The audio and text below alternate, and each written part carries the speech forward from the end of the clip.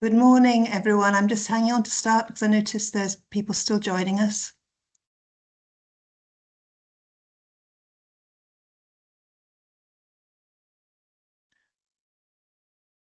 Okay, thank you. It's 10 o'clock and I think people have joined us now. Can I just note that this meeting is being recorded? So please be aware of that. Could I also please ask, since we've seem to have a lot of people with us today, that if you are a board member or involved in the meeting, you're contributing to the meeting, then you keep the camera on. Could I please ask everyone else who's here as an observer function, please takes their camera off, and then that makes it more clear for who's speaking, I think. So if you wouldn't mind doing that, that'd be helpful. Thank you. And just before we start, I'd just like to welcome as an observer with us today, a particular observer as Paul Buchanan from NSS, who's observing us today as part of a development programme that he's on as well. And hopefully he will give us useful feedback after this meeting as well. So welcome Paul to you here today. Thank you. Okay, but with that, can I ask people to take their cameras off if they're not actually active contributors to the meeting? To start today, we have apologies, and we have apologies from Anne Bell, and we have apologies from Colette Backwell as two non-execs on the board. I believe everybody else is here. Thank you very much for that. First, then we move to item 2 of the agenda, which is declarations of interest. Can I have any declarations of interest from any board members, please?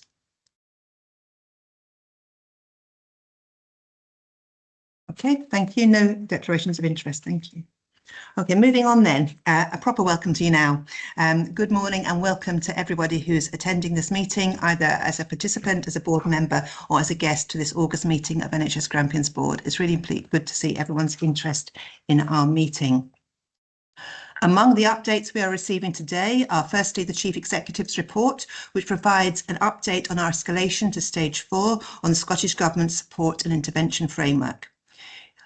The papers in front of us have details of our current financial position and also of the ongoing development of a strategic route map, which aims to connect short-term stabilisation with longer-term redesign and reform through our delivery of our strategic priorities, including, of course, the government's Operation Improvement Plan. With regard to our financial position, as we will hear, it remains extremely challenging. Despite delivering significant savings during 24-25, we are still forecasting an unacceptable overspend for 25-26. As this board acknowledged itself in June, when we approved Financial Recovery Plan, further savings are necessary, but there are well understood in-year financial pressures that continue to confront us and which will test our resolve. On the subject of our work with the newly formed Assurance Board, having met with them a couple of times in recent weeks, I would like to reflect my own personal experience has been extremely positive.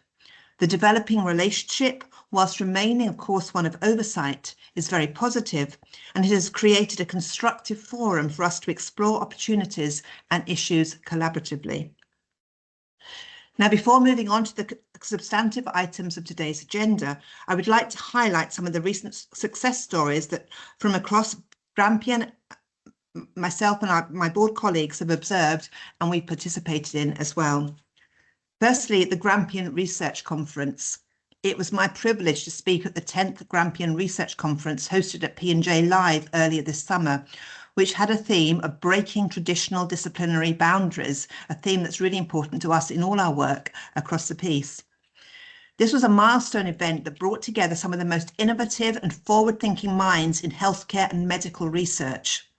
What started as a modest gathering has grown into a multidisciplinary forum that attracts participants from across the health and research spectrum, and it was really inspiring to be there amongst everyone who was participating and contributing to that meeting. I was particularly impressed, however, at the effort made to involve and engage young people at the event. This was embedded as a natural part of the event in such a way that I took inspiration from it that I intend to apply to other aspects of my role and which will be increasingly important to us as a board as we continue with our engagement processes. The challenges we face, rising demand, health inequalities, require us to think and act differently and collaboratively. and I was proud to reflect NHS Grampian's deep commitment to working across boundaries, sectors and disciplines through our partnerships with the University of Aberdeen, Robert Gordon University, industry and community organisations as we build a health system that is evidence-based, agile and person-centred. Thank you to everyone who's involved in organising the Grampian Research Conference. NHS Grampian also recently showed its commitment to the health and well-being of staff by becoming the first health board to sign the Migraine Trust's Workplace Pledge. With migraine affecting 1 in 7 of us, the impact on individuals can be significant.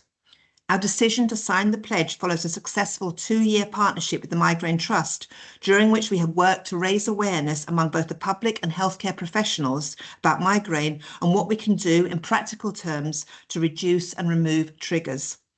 As one of the area's largest employers, signing the pledge means we are leading by example, supporting staff to look after their health and well-being and enabling everybody to bring their best selves to work. Another success story. Earlier this month, and despite the best efforts of Storm Floris, the Grampian Hospital Arts Trust hosted Public Health Scotland on a visit to showcase their work in the North East over the last 40 years.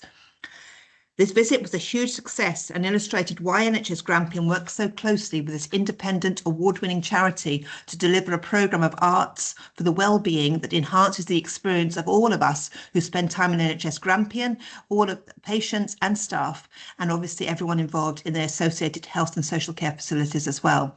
So again, thank you very much to everybody who's involved in the Grampian Hospital Arts Trust for the magnificent work you do to support well-being across the piece. Thank you. With that, we will move on to business, and the first item of business is the minutes of the meeting of the 12th of June 2025. Can I first ask that the minutes are an accurate record of the meeting? Okay, I see nods from board members, so thank you for that. Thank you. And then we move on to the action tracker and matters arising from the action tracker. On the action tracker, we do have reference to work between the Director of Finance and the IJB Chief Officers. Alex, do you want to come and update us on how that's progressing, please? Yeah, thanks, Chair.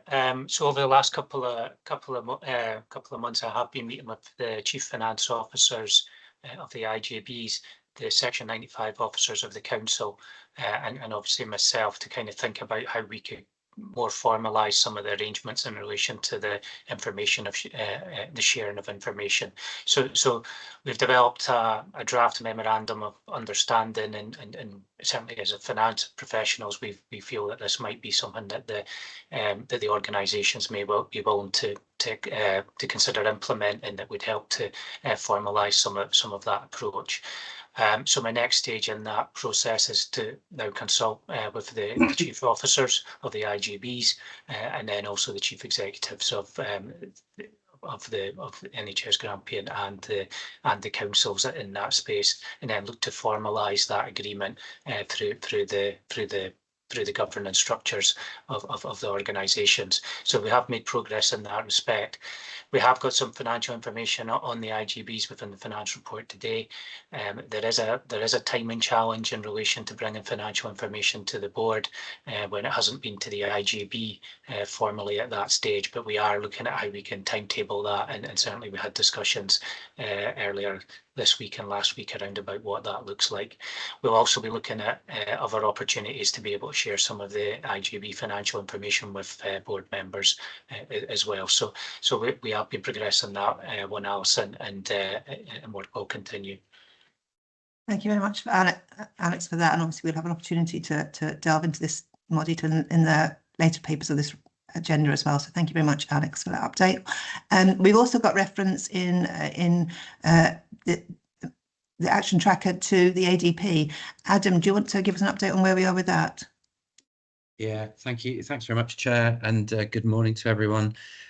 So I said last month that we would be bringing the ADP in front of the board today. Just a few things have changed really nationally around that. So we've had a steer from government to, not just us, this is all boards in Scotland, to concentrate on the operational improvement plan. And there's an item later on in the agenda where you'll see that. And actually, this is really helpful in relationship to another item we had at the board meeting last month around prioritisation and trying to make sure we concentrate on fewer priorities. And again, the performance report later on, again, on the agenda today, is starting to take really key steps towards that prioritisation. So it's not that the work's lost, it's about that priority and taking the steer from Scottish Government. Thanks, Alison. Thank you for that, Adam.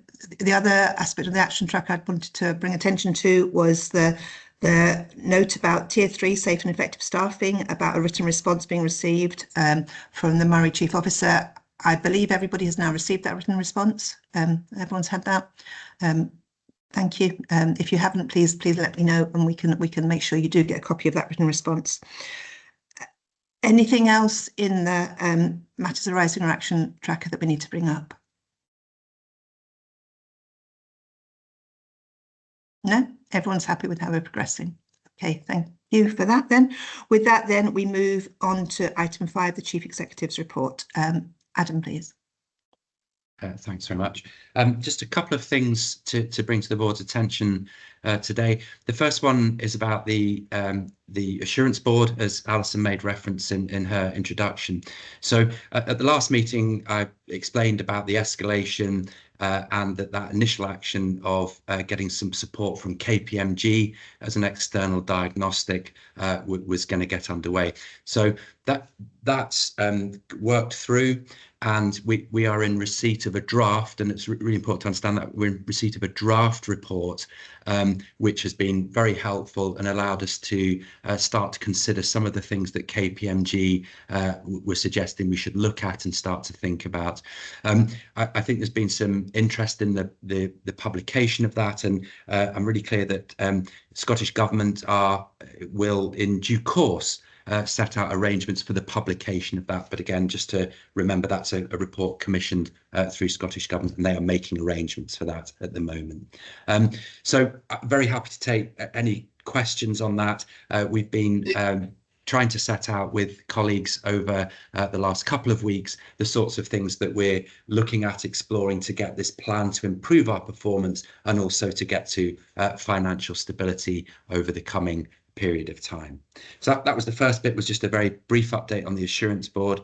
And then the second part of the update is really in two parts as well, if that makes sense. So just a wee update on the Anchor Centre first, that we're now working again with the builder for completion and occupation in the spring of next year, and that's again taken a real step forward in a very positive way.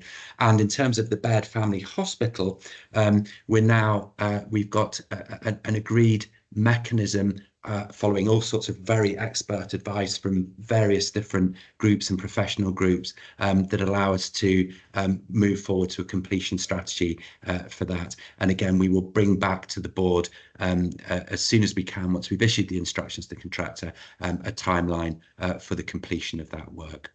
I'll stop there, Alison, and of course, really happy to take any questions. Thank you, Adam. Thank you for that. I'll open it up to any questions for the Chief Executive, please, at this stage. Thank you, Mark. Thank you, Chair. Thank you, Adam, for your report. I think I'd just like to put on record that we welcome the interaction with Area Clinical Forum, and thank you for your update on the improvement plan.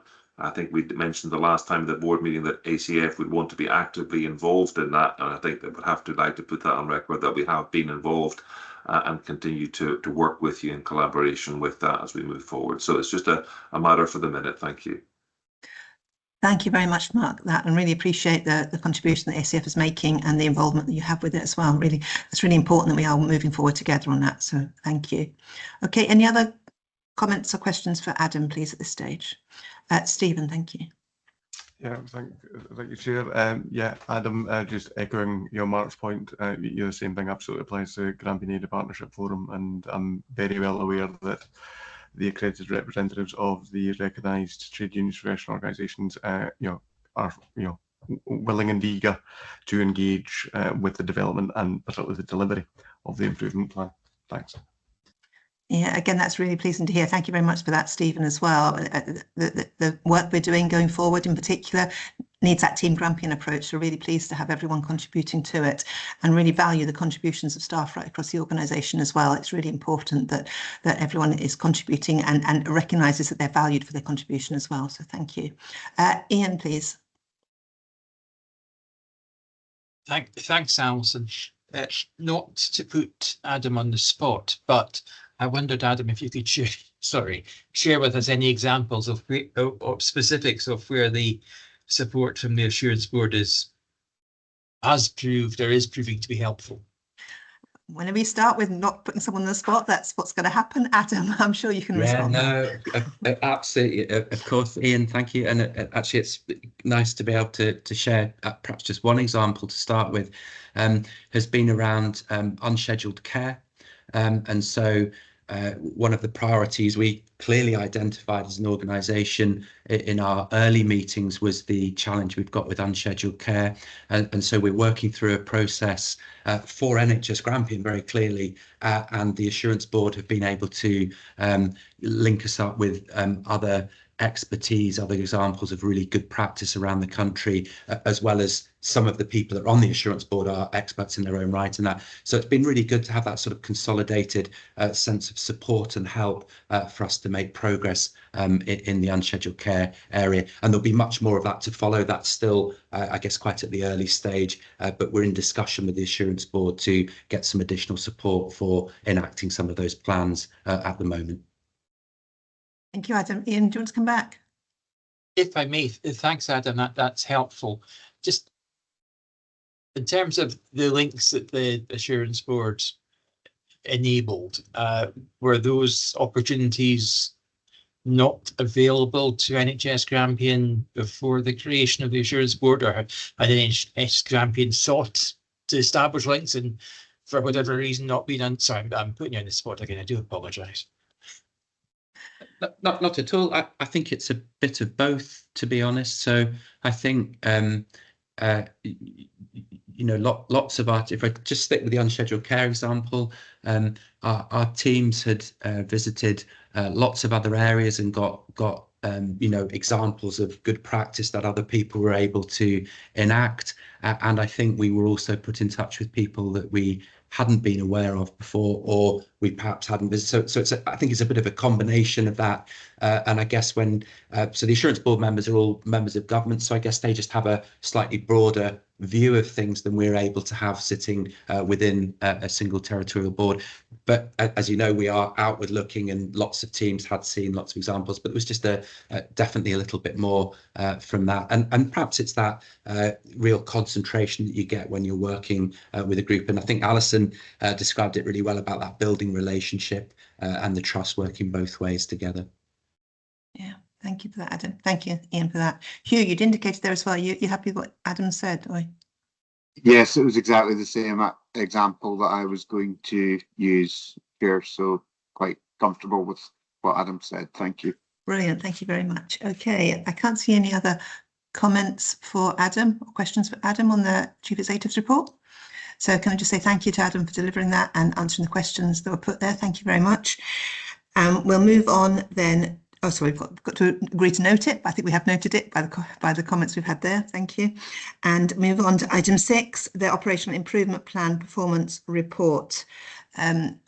Obviously, it's important to highlight this is the beginning of a new way of doing things. So obviously, that's how we must look at the report we've got in front of us as well. It's a starting point. It's a starting point here that we have. I'm going to turn first of all to Alex to introduce this, and I think he's handing over to Preston. Thank you. Yeah, thanks, Chair. Yeah, I think you kind of stole my thunder a little bit. I mean, we have been working on this for a while, so we've had 2 reports at the board now around about the operational improvement plan in order to give that information and oversight. So we continue to evolve that process. and you'll see within here that what we're looking to do is to fit this into the how are we doing report going forward. So Preston's been working hard around about that, and you can see some of that work on the agenda later today. The information that we've got in there at the moment, I do recognise that there's different approaches being taken by different leads, and that's something that we should be able to deal with when we go through the how are we doing report and start to get a little bit of consistency in that approach. But in the meantime, this is information that we've had from our service leads, and we're happy to take any questions on the report from the board. Okay, thanks, Alex. Preston, is there anything for you to add, or do we go to questions? We can go to questions there, Alison. Thank you. No further comment. Brilliant. Thank you, Preston. And we have lots of those, which is really good to see. Sandy, please. Thanks, Chair. Just a couple of things for clarification. I'm just very conscious that there's lots of assurance processes and boards and reporting and so forth. It's just been absolutely clear what's happening and when. So I understand from the report that a revised whole system plan is to be presented to the assurance board this month. Has that happened, or is that definitely on track to happen firstly? Alex, to attend, Adam indicated. Adam, do you want to respond to that? Yeah, sorry, the line just dipped for 1 second. It was the unscheduled care approach, did you say, Sandy? Yeah. Yeah, sorry, my line. A revised whole system plan is to be presented to the assurance board this month. I was just wondering on the status of that. Yeah, so I think the whole system plan for me is in it's a book with a series of chapters, if that makes sense. And so a number of the chapters are absolutely part of the assurance board. So some of the financial chapter has been part of the meeting on the 5th and is part of the meeting on Monday next week, the 19th. And the emerging unscheduled care plan, which has been developed by the 3 chief officers and the triumvirate in the acute sector. So absolutely a whole system plan is being considered for support financially on Monday. I don't think that will be the final finished bit. I think they'll be slightly iterative, but hopefully it will be a good step to make progress in delivering aspects of that. And then I think there'll be bits to continue and to improve on over the coming period of time. Sandy, is that what you needed? That's helpful. Is just to clarify what that was and what it wasn't. That was really helpful, Adam. The only other point I just wanted to clarify from the report, Chair, was just to double check the wording in the first paragraph of performance trajectories and agreed targets. So I just wanted confirmation, in case I'm reading it wrong, that we are on target against all of the trajectories agreed with the Scottish Government, and that the weekly run rate of activity is consistent with delivering the target agreed with the Scottish Government. I just wanted to double check if I was reading that right. I think as Paul will come in on that one, Sandy, and I've been talking about this with Paul myself as well. Paul, do you want to come in? Yeah, thank you, Alison, and thank you, Sandy. To confirm, we are on trajectory and the appropriate run rate given the day-to-day variations for our board level positions for March 2026, which have been agreed with Scottish Government and funded accordingly. So yes. Sandy, is that okay?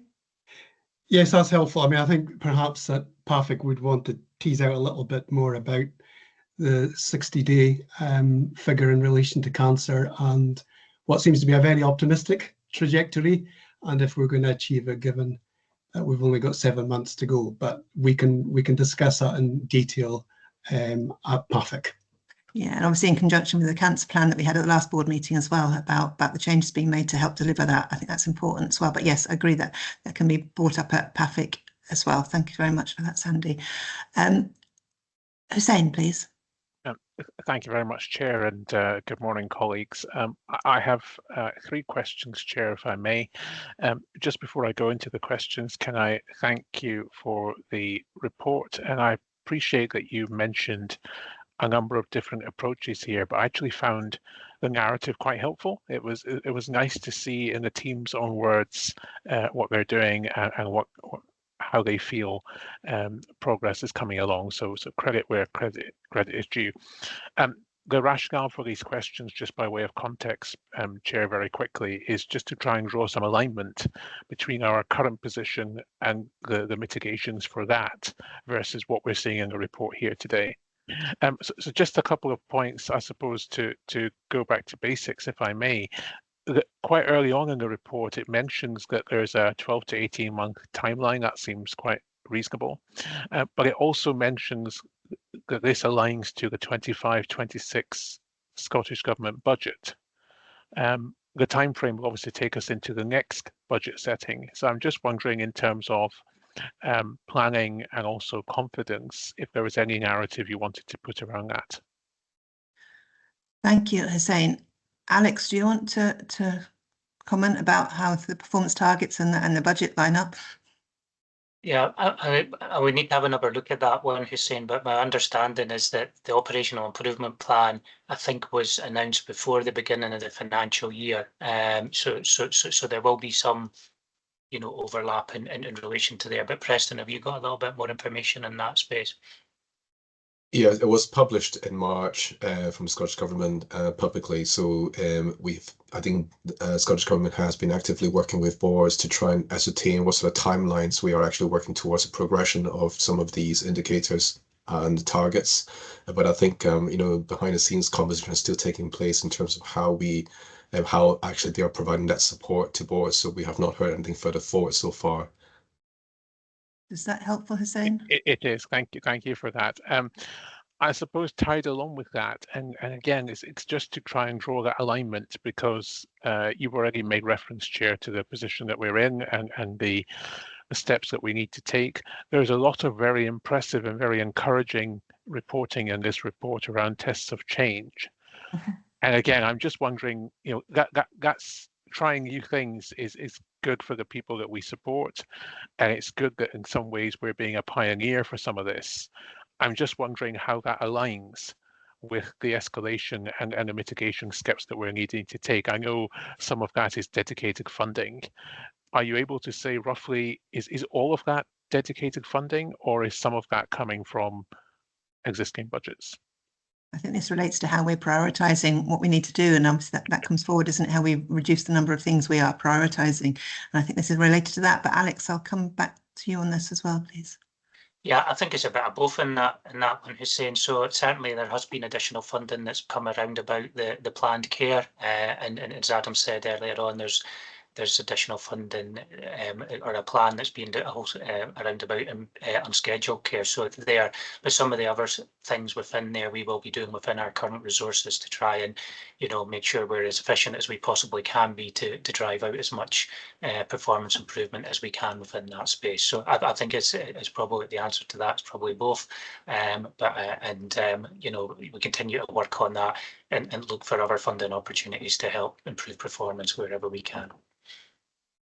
Thanks very much, Chair, and I'm sure I speak for colleagues when I say that we're obviously grateful that we're still able to work on enhancements and better ways of doing things, whilst also continuing with business as usual.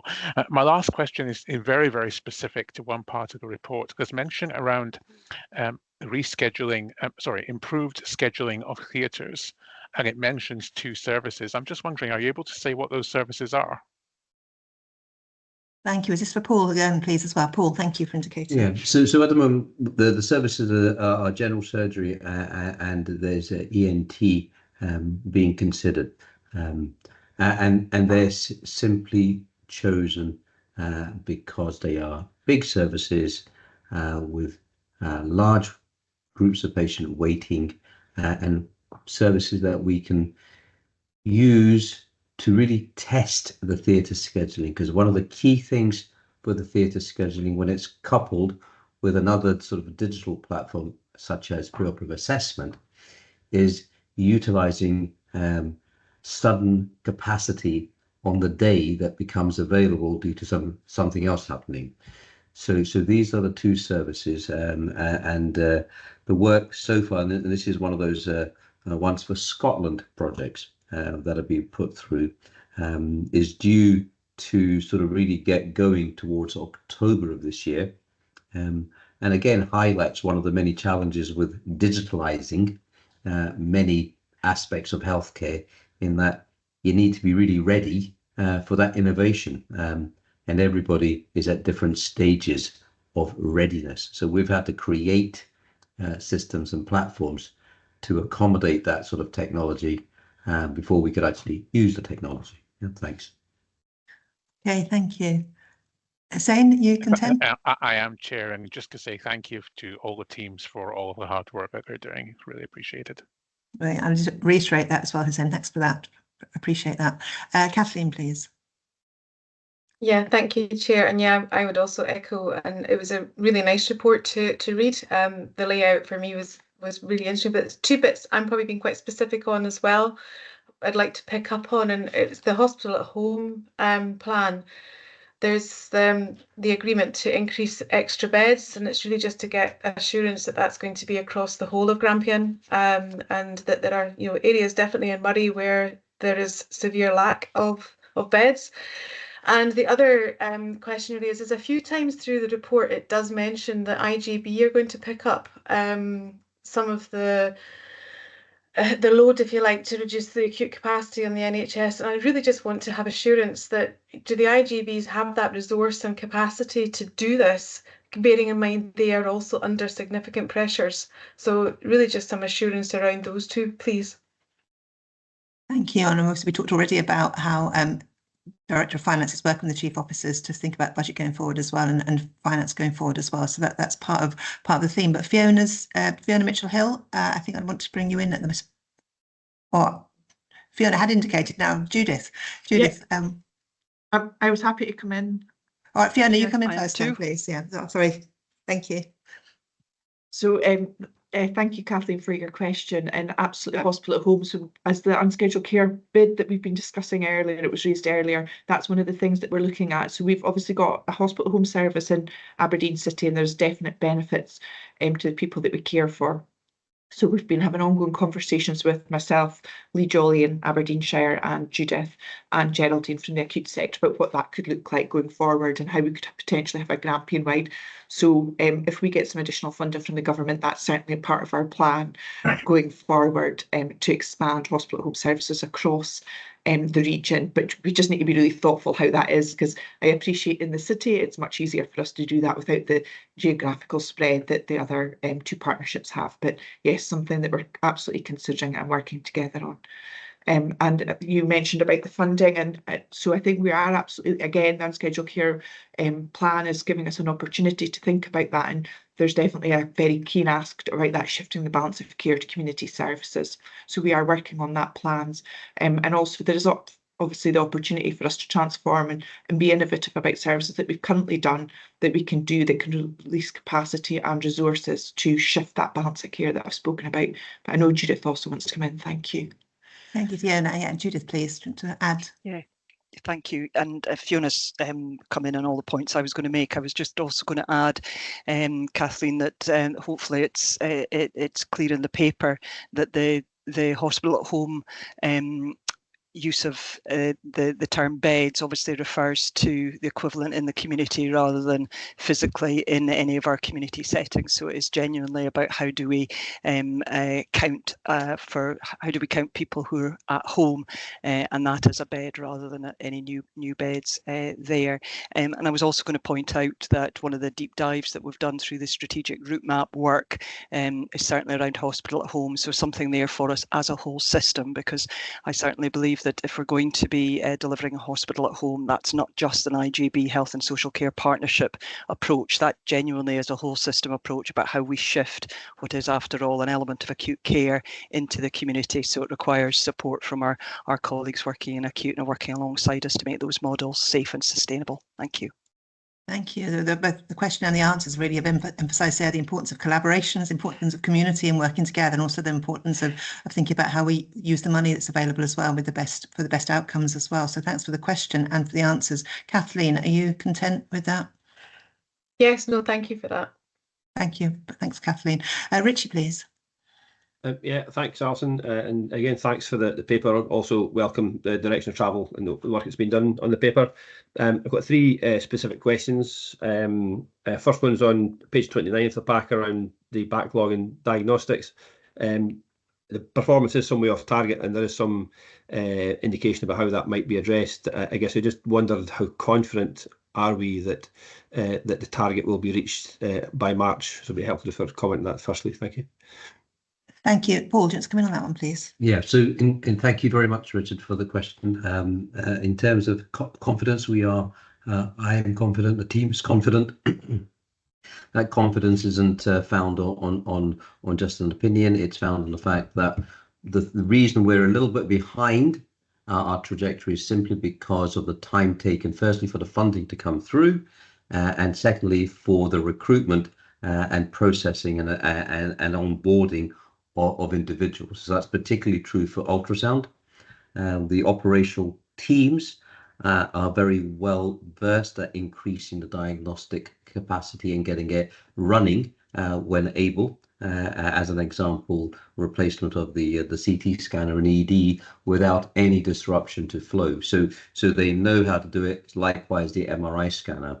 And the second big thing is that we've had a significant delay in being able to start the process because of the van, which is our MRI scanner, not having a place to be essentially plugged into. So our infrastructure needed a little bit of support, which Alan and his team in the States have been doing to be able to draw on significant power. So we've had very specific, recognizable, mitigated delays for that sort of a induction of the plan, if you like. Thank you. Thank you. I think there's various parts in this paper that point infrastructure as being an issue to be looked at. So it's good to hear that Alan and his team are working with you on things like that as well, because I think that's throughout several areas of the operation improvement plan. Infrastructure is highlighted as something that needs attention. So it's good to hear that that's working through. But Richie, do you want to come back with it? Yeah, no, thanks for that, Paul. It's very helpful. Second question was on page 31 on psychological therapies. And just in the interest of balance, we are outperforming our local target, this one, in terms of what's set out. And I guess my question was almost from the other angle, if we're consistently outperforming our local target, does that mean a reflection on what target we set? We still have the national targets though, Richie. we still have the national targets that we should be moving up to meet. But Paul, actually, does someone else want to comment on that one? That psychological therapies, about whether the target's appropriate. Fiona. I could try. Thank you, Chair. Thanks, Richie. So Sean Harper, if he was here, our Director of Psychology, would be much more eloquent than I am at this purpose. But yeah, I think as the Chair identified there, we haven't quite met the national target. I think, you know, we were in a much worse position prior to that graph, Richie. So the team have worked really hard. We've stabilised the team. We've increased the head count there. So I think there's been a lot of work done to get to that, and that initial target of 70% when it was set felt like it was a long way away. I think it's great for the team to see that we've met that and we're continuing to work towards the national target. So was it the right target when we set it quite a period of time ago? I absolutely felt like it was definitely a stretch target at that time, but I think it's just down to the shift of the service, what they've done differently to try and be innovative and look at different opportunities and how to deliver that service has enabled them to meet that target. And we are continuing to work towards the national target. Thank you. Thank you very much for that, Fiona. And that highlights the point that to recognise and applaud success and achievement, and recognise that how people have worked hard and done things differently to meet targets as well. And it's really important to pass that back to Sean and the team, please, Fiona, if you can. The thanks for meeting those targets as well, and the work's done to achieve that. And it also, I suppose, gives inspiration to other people across the system as well about how it's possible as well. Thank you. Richie, you were going to come back on something else, I think, as well. Yeah, no, thanks. And just I wasn't suggesting we keep changing targets every quarter just because the performance might change. It's got to be sustainable and sustained. So no, thanks for the answer, Fiona. Thanks. Final one was on page 40, and it was around about the improving access to treatment. And again, good update set out there. And it's just on the funding available. Just for clarification, we've got the 1.3 million allocated to NHS Grampian, and the question was, are we aware at this point that that's recurring, or is that a potential challenge for next year in terms of sustaining that investment? Thank you. And Paul's indicated again. Thank you, Paul. Yeah, so in terms of the current additional income that we received from the national £5 million pot, that £1.3 million is non-recurring. Overall, and Alex, I apologise if I've got the numbers wrong, but overall, when we add the total that we've received from the 103 million plus the 5 million, approximately 23 to 24% of that is recurring. So that's where it is. But this latest allocation is non-recurring. Does it produce an issue next year? I think one of the things that we've got to just do the modelling on at the moment, which is we haven't quite got there because we're a bit in the here and now, is a lot of the things that we're doing will be delivering against a different level of demand, in total demand. So at the moment we've got the 52 and 104 week waits. If we have much of our internal change programs and systems in place, then there is the question, is it sufficient for that demand? And as we approach a system that's doing today's work today, I think that issue regarding how much extra do you require changes, but I don't have that kind of a precise model and data to describe and assure you at the moment. Thank you. Okay, Richie, right, Richie's thumbs up on that one. Thank you. That will obviously come as we move forward though, Paul, won't it? Yeah, okay, so we look forward to... Yes, it will, just to verbally confirming, yes, it will, and that's what we're working on, so that we know how we interface with colleagues, regionally, nationally, around, so what's going to happen in April, because no one wants to be going back here anytime soon. Okay, thank you for that reassurance that will come in time. Thank you. Okay, thank you, Rich, for those questions. Mark, please. Thanks very much. And I suppose that Paul has answered some of my questions already with regards to the certainty of hitting our targets. And I think that is something that we'll hopefully get some assurance about. One of the specific ones that I'm going to, again, is page 41 of the report, and it's to do with the outpatients and patients waiting over 52 weeks target. I'm a little bit confused by this graph. It does seem to suggest that the target is going up rather than down, when I thought it would have been the other way around. But maybe that's just my misinterpretation of the graph, but it seems to go from 8,000 to over 12,000. But please, can you just clarify that with me? Thanks. Welcome that question, Mark. Thank you. Paul, do you want to respond to that, please? Yeah, so thank you, Mark, and for sure your eyes are not deceiving you and your interpretation is correct. So yes, this graph and the data that went in to make that graph is now, of course, historical, and the current position of that end of March is now approximately 10,000, not 12,000, and that's because there was a roughly £750,000 of additional money that we got, part of that 1.3, for additional activity. So that's the first thing. The second thing is that the graph is a line that summarizes the outpatient position for 52 weeks for every single service.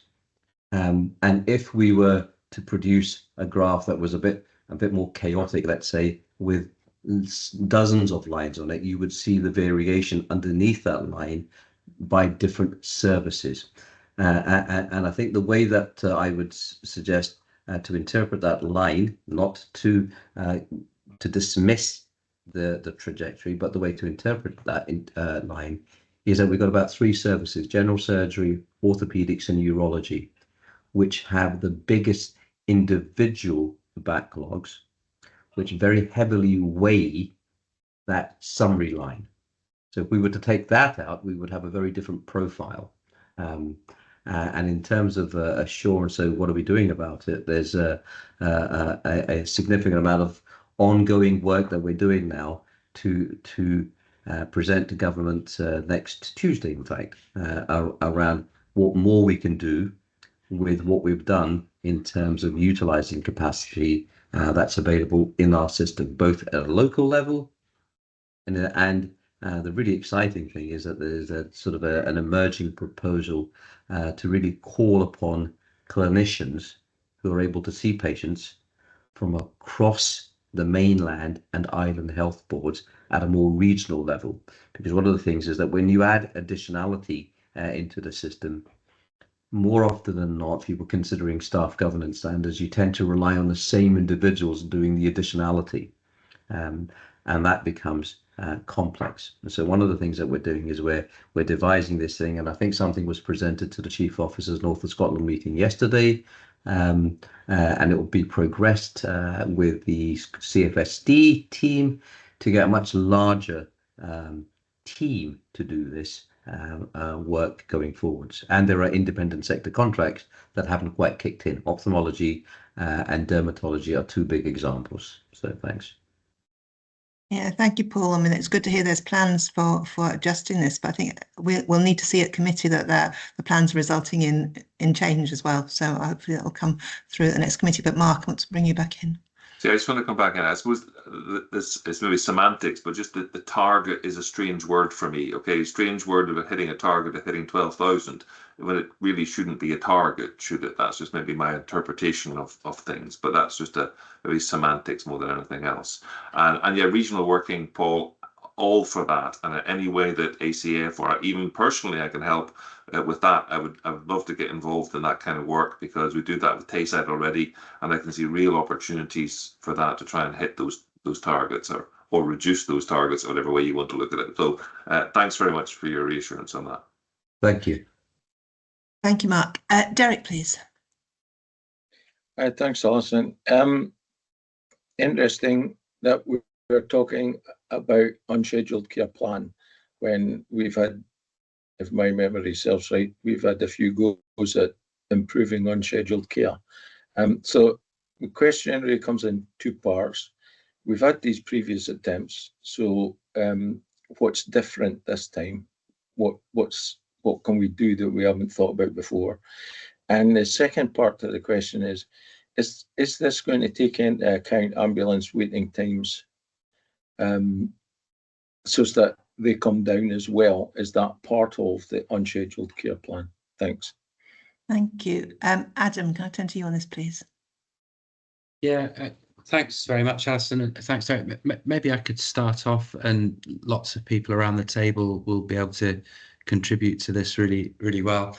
So I think two key differences are, so you're right, Derek, we've looked at a number of things. I think we've had 8 key and significant initiatives in the last 14 months to try and improve unscheduled care, and they've predominantly focused on the hospital and that requirement for hospital occupancy to drop. So that is all still true. Hospital occupancy being reduced is the key to a better journey for patients through the system, including the ambulance part, the ED part, the exit, everything. So occupancy is key.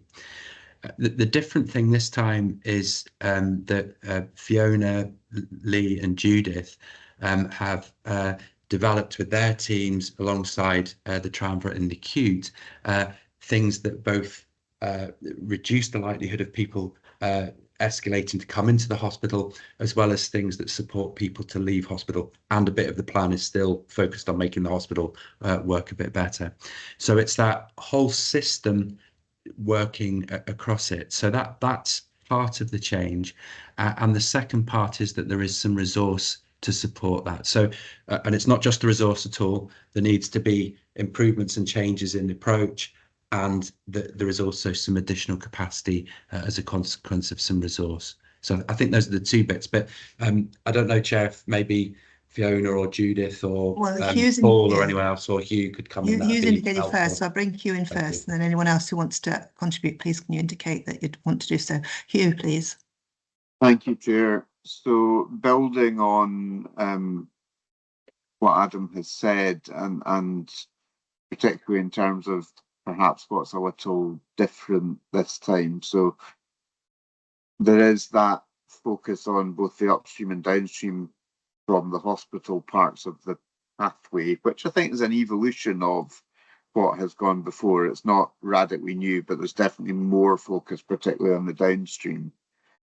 I think the other thing that is helpful, and this is where the interaction with the Assurance Board comes in, and what does that unlock for us? And I think because the members of the Assurance Board are all, or many of them are government colleagues, what that unlocks is their oversight and knowledge of everything that's happening in every other territorial health board within Scotland, sometimes before that has filtered through the other forums in which we interact with the other health boards. So what they've been able to do in supporting our chief officers and acute sector triumvirate in developing the unscheduled care plan is they've been able to really hone in a focus on, well, this worked in this other health board and it worked really well, so we would strongly advise that you look at a Grampian version of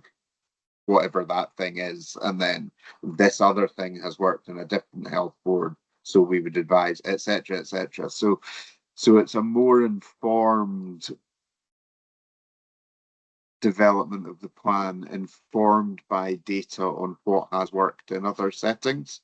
Now that of course then has to be looked at against, are those settings analogous to our system, and therefore are they likely to work? And that's where the interaction between the members of the Assurance Board and our own team comes.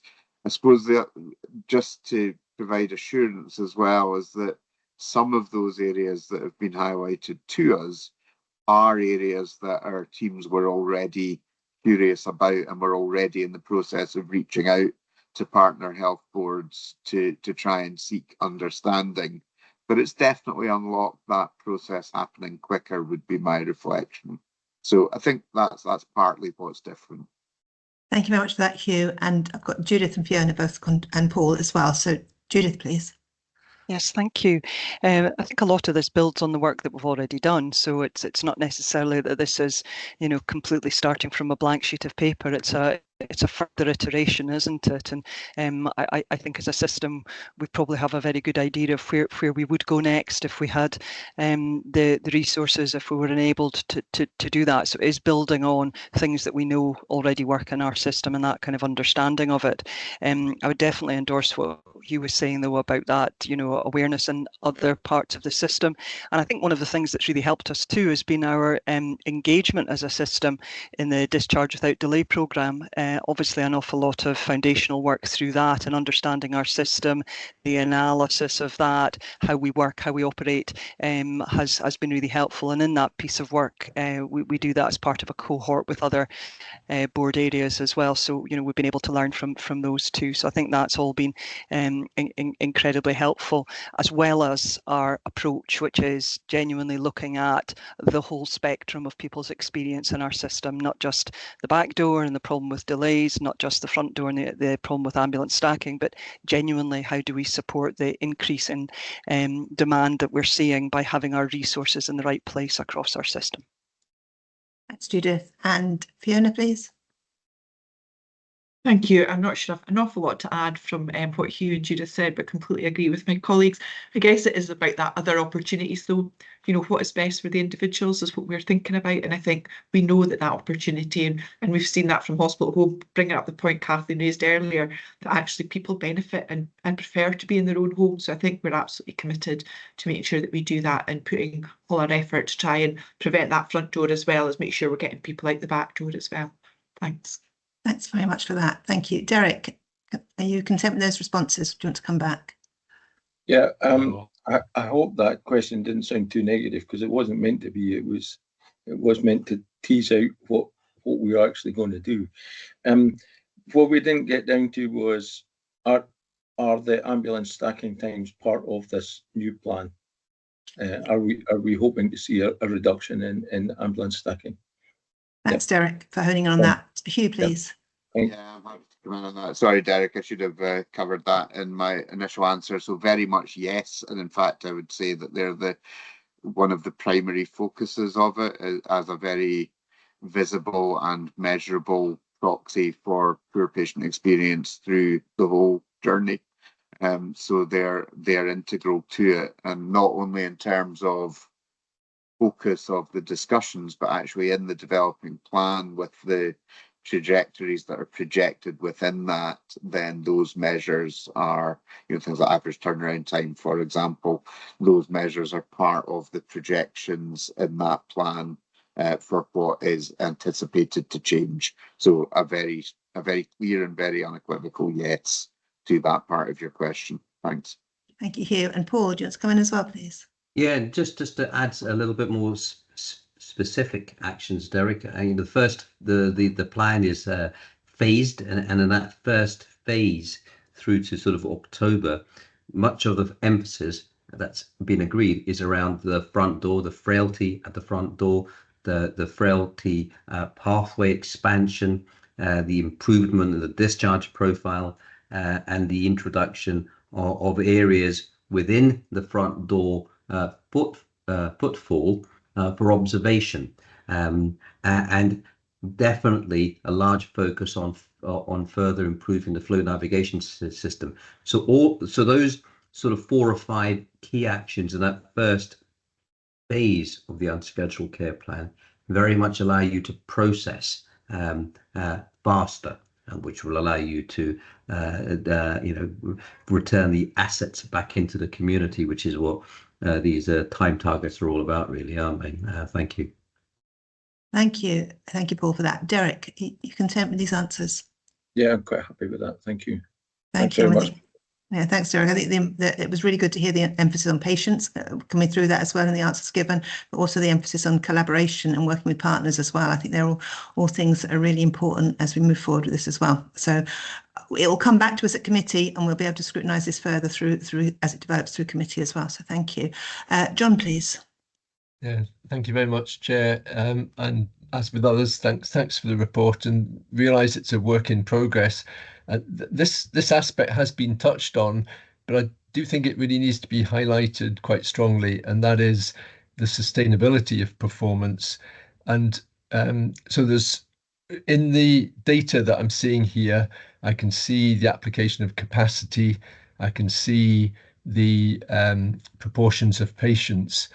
What is less clear, and Paul did reference this and say it will be coming, is the demand side of things, because it's essential that we get a full understanding of the picture if we're going to look at performance. I know the immediate issue is performance today, but we'll be here again in a few board meetings time looking at the next year, and I would like us as a board, talking about myself for assurance, to make sure that demand information comes through. And I'm kind of being a bit pedantic about that emphasis, because it has been talked about in the past and is still absent in places. So that's just highlighting that point, Alison. And my new question that hasn't been raised here is about the GPs on page 35. It talks about contributing to a new national quality framework and looking into capacity. I'm just wondering if we can get some comment on that. Sounds like it's not going to be until the next financial year, or am I mistaken in that? Thank you. Thank you. On the first point you made about the information around demand, Alison, could you record that as an action, so it's something we do focus on and don't lose as we go forward, because we have been said the information will come forward, so let's make sure it does. And John's question about the primary care, and Fiona, I'm just looking to see who's going to answer it. Fiona, please. Thank you. I will try, but Judith kindly popped her hand up, so I'm sure between the two of us we can do a bit of a tag team again. There's a common theme with that, I can assure you. So yeah, primary care, John, so absolutely the vision work, one of the key actions out of the vision work that we've been doing across Grampian is to look about our staffing and how we have a sustainable and safe workforce model for primary care going forward. Obviously, we've been doing lots of work through PSIP and such like, but there's been targets set nationally by increasing headcount and everything, and we know the challenges. Many of our primary care colleagues work part-time. So although it looks like our headcount's going up, our actual WTE isn't. So we are working closely with the vision team that are leading, or not our primary care teams who are leading on the vision work to look at that. How can we change the workforce model? What does it need to look like? How can we make sure that we make primary care remain an attractive place to work? And how can we retain and keep GPs wanting to come through, whether that's from the early days in training and just looking at all of that work. So it's a kind of collective effort, but the vision work is leading on that. I think I've frozen. No, we heard you, Fiona. You didn't freeze. Thank you. But Judith, do you want to add to that, please? Yes, I think Fiona's answered that perfectly. It was really just to the point or the question at the end, John, in terms of when we expect that national work. I think you're correct. I don't think we're expecting that to complete this financial year. But as Fiona said, you know, we're leading where we can locally to understand the position locally and to implement what we can to improve our position, just in the way that Fiona said. Thank you, Judith. Okay, John? Yes, okay, thanks. Thank you very much, John. Thank you. And Joyce, please. Thank you. Thanks to the team for the report. It's certainly interesting reading. My question is slightly tangential in that in order to achieve all of this, I think we are very reliant on the infrastructure that we have. And on page 30, it mentions specifically the CDU. And I was wondering if we are assured that our plan that we have in place to maintain its working ability over the next year or so is sufficient, because without that, presumably many of the areas fall down and can't meet their targets. And also, are we assured that the infrastructure plans that we have link into the rest of this, and that we have a medium and a long-term plan for the likes of CDU, which can't keep going as it is by sticking plasters on it over the next few years, given that even regionally we have limited capacity to mitigate any downtime? Thank you. Thank you, Joyce. I think it's a really important question. Throughout, as I mentioned earlier, throughout this paper, we see infrastructure as a risk in supporting what we're doing, and yeah, we need to make sure that that is not a handicap to the progress we need to make. Alan, pleased to see you come in there, please.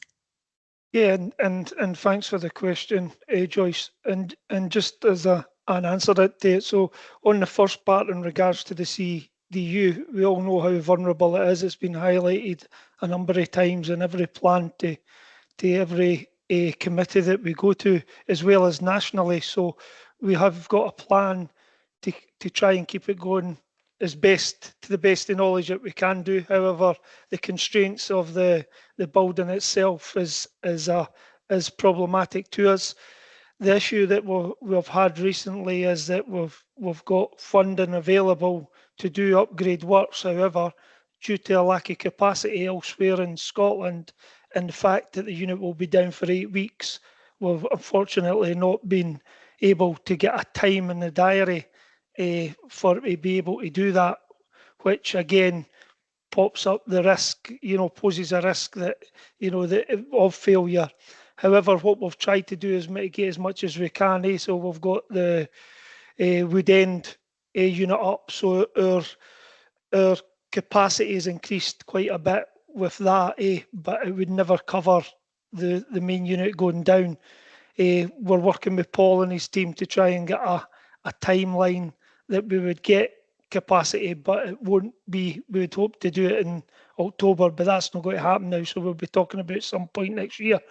In regards to the second question about our investment and our infrastructure following the plans, yes, that was one of the, if you remember the whole system planning stuff that I taught you through in a couple of sessions, that was where the risk has been. So it's about failure of areas, and to be fair, the funding that we've received and the work to date is reducing our vulnerability in a few areas, so that's good.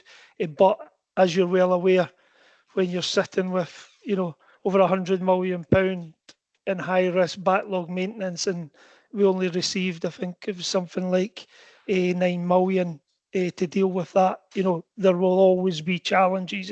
So that's how I think it's really important that we have a plan going forward for our services and we're able to develop the infrastructure as best as we can. We're looking at options just now in regards to a new CDU. Hopefully we can refurbish an area within Forester Hill.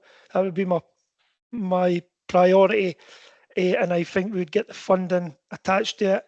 However, what we won't get is any funding for a new unit within 7 years. That's what we've been told. Now, that is a real issue if we can't find somewhere ourselves, and given what you mentioned earlier about the lack of capacity throughout Scotland, but we have highlighted it and they are working on it nationally to try and get more capacity there. So hopefully something will come out of this that will keep us out of it, but it is a risk and you're right to highlight it. Thank you, Alan. Joyce, do you want to come back? Just to say thank you for that. I'm assured that we are doing all that we can and that it's been raised to other levels so that there's an awareness of our vulnerabilities. Thank you. Yeah, I think thanks, Joyce, and I think what you're saying as well, Alan, is that there's a problem across Scotland with CDU availability, and so that 8-week downtime that we know we need to have, we can't easily do because there's nowhere that the work can be done in the meantime elsewhere because of the capacity across the piece. So I think that is something that we obviously need to highlight as well. Adam, do you want to come in on that one? Yeah, it was just to build a little bit, as Joyce said, we're absolutely doing what we can do locally and we are nationally. So at the board chief executives meeting next week, there's an item on CDUs across the country, how we work with resilience, how do we work going forward and things. So it was just to give you a sense of confidence that that is absolutely part of a national discussion as well to build that and make us much more resilient as a country. Yeah, thank you. I mean, it's the vulnerability of everything we're trying to do when we've got the infrastructure issues as well. But it's good to see that Alan's part of this as well and moving forward with it together. And we do have the maintenance plan that we have as well for us in place as well. So we have got a sense of priority of what we need to do now, which is good to have that in mind as we're looking at this operation improvement plan as well. Thank you, Alan, for that. And thank you, Joyce, for the question. Just a question from me, Adam, which I'd appreciate if you could answer as well. In the paper we've got in front of us, particularly under the examples under the shifting the balance of care, we've got a lot of reference to the Assurance Board and what the Assurance Board is going to do. Can we have emphasis from you that this is actually our work that we need to do and not the Assurance Board, that we are actually the ones with the plans and who are responsible for the delivery of them as well? Thank you. Yeah, absolutely, Alison. And I think what we're seeing just a little bit of is that natural reaction of another thing coming into our world. So I think the bit that we've been really clear about and the Assurance Board are really clear about as well is that everything we do is still governed within NHS Grampian, and there's no change to that. And again, I think when Christine McLaughlin joined a board meeting at the very start, she was absolutely at pains to point that out.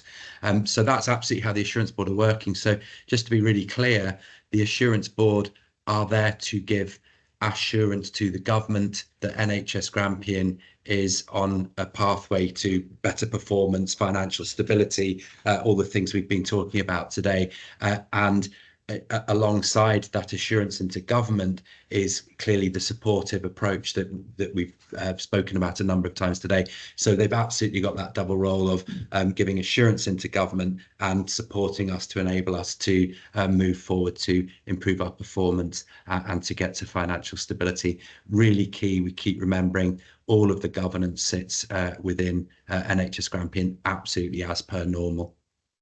Yeah, and thank you. And on that basis, it's really good to have heard all the questions today, which are scrutinising the information we have in the paper in front of us, but also asking for further information to come through committee and other appropriate places, PAPIC and other committees as well, about how we move forward and how we keep an eye on the scrutiny that the targets we have in front of us are being progressed, and we are continuing on that journey of improvement. But within that as well, to acknowledge where success is happening, as we did with psychological therapies as well, and to thank people for the contributions they are making already as we move forward on our journey as well. So thank you for the questions there as well, and the emphasis that was given to the paper, which, as we noted at the beginning, is a baseline and is the start of how we will look at operational improvement as well.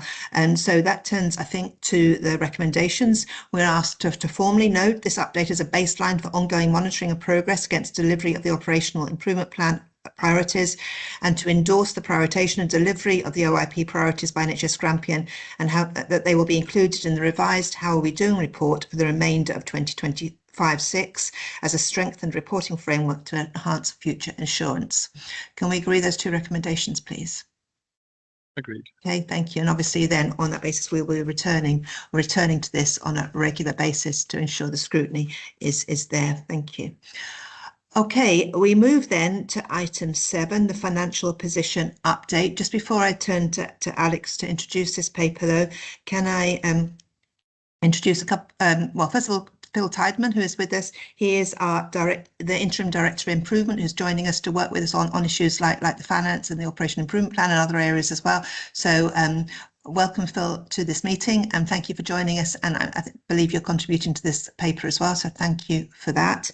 And also, just to confirm to everyone, Richie Johnson, one of our non-execs, has been appointed to be the chair of our Financial Recovery Board, and Richie is also going to be contributing to this paper. So I just want to formally thank Richie for taking on that additional responsibility to his ongoing work as a non-exec. So I think we'll hear from both Phil and Richie during the course of this paper, but I'll hand now over to Alex, please. Alex. Thank you, Chair. NHS Grampian continues to find itself in an extremely challenging financial situation. NHS Grampian needs to deliver £62 million of savings and manage in-year budget pressures within its budget to deliver the £45 million budget deficit that we've discussed with the Scottish Government. Given the time we are in the financial year and the mitigations being undertaken by the Chief Executive team, we've held the forecast at the £45 million, although there is a risk that this may need to move in future months. You'll see from the information presented, the quarter one position shows that we're £10 million away from that £45 million, based on the forecast at quarter one. So there's work that needs to be done in that space to get that back on track. As you've introduced Phil Tideman, the Interim Director of Improvement, who's going to explain some of the work that he's been doing over the last couple of weeks in relation to the savings programme. Just like to invite Phil in to give you some further information in that regard. Thanks, Alex, and welcome, Phil. Thanks, Alice, and thank you, Chair, for the welcome. I would like to start by acknowledging the very strong effort and good work of staff across the whole system to develop and deliver the plan today, recognizing that there's a material challenge that is still facing us. Just a few points to draw out from Appendix 2. So this month we undertook a robust validation exercise of our programme. Against that 62 million target, we are forecasting a likely case scenario of 54.5 million in-year savings. This forecast is predicated on improving our oversight and widening support to specific teams. The position we are therefore taking is we need to find a minimum of 7 million additional savings plus a level of mitigation allowance to deliver our deficit position. We do have a really good list of opportunities already identified. Teams are working through that at the moment, but our immediate focus is to develop these into credible plans before the end of Q2. I do want to reassure members that every opportunity that we look at will continue to be subject to our finding balance process, so that we consider safeguarding patient experience, patient care, and staff health and well-being throughout this entire process. Alex and Adam have already referred to our governance structure. That's detailed in the paper here. And then finally, just to say, we do recognise this is a multi-year programme for us. So we have set out again in the appendix a timetable that will launch from Q3 to develop a robust plan that comes back to this board for approval no later than March. That will then enable us to maximise in-year savings as we head into April 2026. So Alex, I'll pass back to you and then happy to take any questions later. Thank you very much, Phil. I'd just like to bring Richie in first, please, to add from his perspective as chair of the Financial Recovery Board. Thank you, Richie. Yeah, thanks, Alison, and thanks Alex and Phil for setting the scene there. And just to say, I guess, a brief update just in terms of the Financial Recovery Board for today. We met last week, and today will be a verbal update. In future, I look to do a short written update to be part of the papers, but we'll cover that at a future meeting. Met last Thursday. We fine-tuned the terms of reference, so that's now virtually there. We reviewed the Q1 finance update and the value and sustainability activity, as Alex and Phil have set out today. The role of the board is to complement but not replace the work of this board or PAFIC or indeed the Assurance Board, and importantly the operational management structures either. It does not replace any of that. It just adds an extra bit of focused assurance on behalf of this board.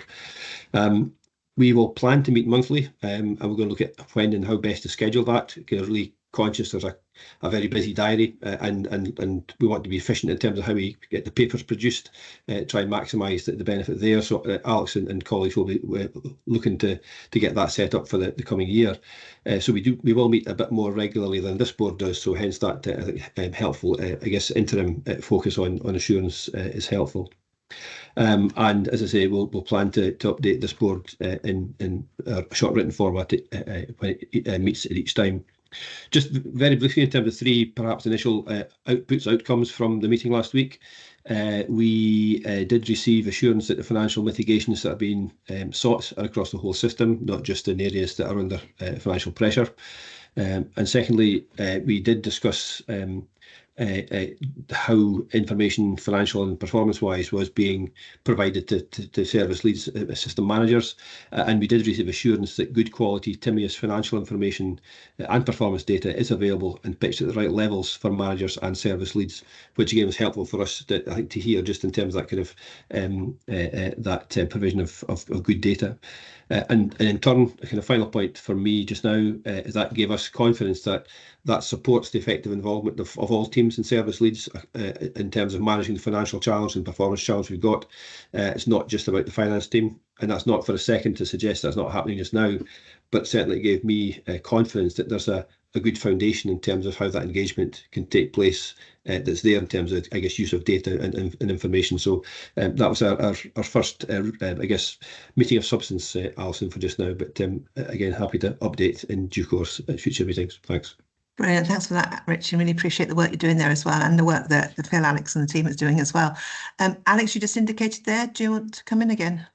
Yeah, I mean, I was just going to say, just to kind of, that was helpful, Richie and Phil. Thanks for the information in that regard. And Phil's obviously done a lot of good work over the last month to get to verify what was in there and give it some of the likelihood in that space. So some of that does mean that when we have a look at when we first did our first run of what level of savings we thought we were going to deliver. We had done it in what we had been seeing coming through the ledger at that point in time. The triangulation that Phil's given by going back and meeting with all the budget holders again picks up with some of the conversation that Richie said in that space around about this being a kind of team effort to go and tackle this financial challenge. The final bit that I was just going to really say was that you'll see within the report that one of the things that we will look to do again to support financial recovery is to look at the budget monitoring format. And there's a recommendation to the board that we will start to develop that process, and we've already started to put some thoughts on paper about how that may look. There will be a session for the board members once that new format's there to actually think about how that would so that we can take you through what that means and what the information is in there and really go into that. I would say that, and then it probably picks up on Richie's point as well, when we are looking at that, we will be looking at through a kind of activity and performance lens as well. So not all the information in there will be financial. What we're going to try and do is to pull together some other data in there that we hope the board will find interesting, which will help to try and explain the financial position in a little bit more depth. So that's where we are at the moment, Chair, and I'm happy to take any questions on the report. Brilliant. Thanks very much for that, Alex. Thank you. And we have questions already. So Sandy, please.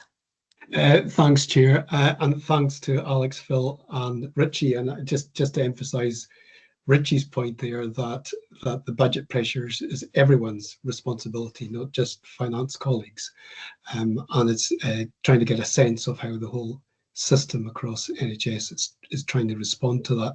So we recently discussed this at PAFIC on the 30th of July. And we were concerned that we're currently trending above target in terms of the financial recovery plan. And at a point where we're 5 months into financial cycle and we still have winter ahead of us where there's lots of additional pressures at that particular time of the year. At PAFIC, we've asked at the next committee if we could have some detailed narrative providing greater assurance on what internal controls and escalation processes are actually in place now, not simply planned. I mean, I notice, Alex, from page 5 of your report, there's a number of prompt actions that are listed there to try to manage the situation more tightly. I suppose for me, I need to get assurance that this is being actively managed and managed at pace, given the seriousness of the situation and that time is passing. So I think certainly at PAFIC, and I know at Richie's board, I think we will be needing to look at more granular evidence in relation to how this has been progressed across the whole of the system. Thanks. Thank you, Sandy. That's a really important aspect of this work as well. Alex, would you like to respond, please?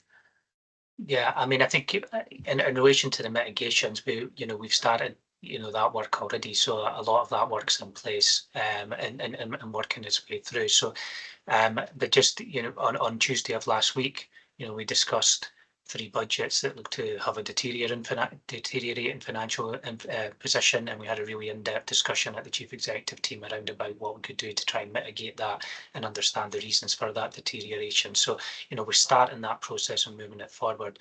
The controls that we've got in place at the moment, the control network is reviewed by our internal auditor on a regular basis, and the information that we get back from that is good, but that doesn't mean that controls can't be improved or strengthened, and certainly that's some of the work that Phil's looking at the moment in that space, is how do we compare to other boards in some of that area, and are there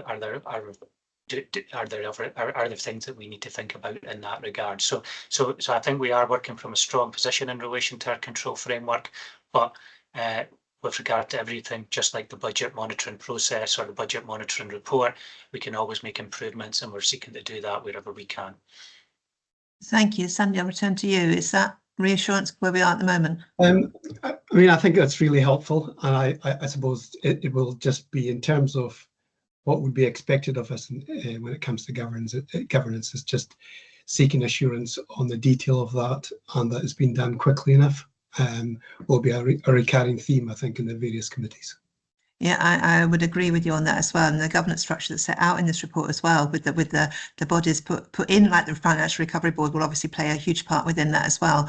Obviously, they're meeting between board meetings, between PAFIC meetings, and are able to keep the focus on that between the regular meetings that we have, where the scrutiny can happen as well.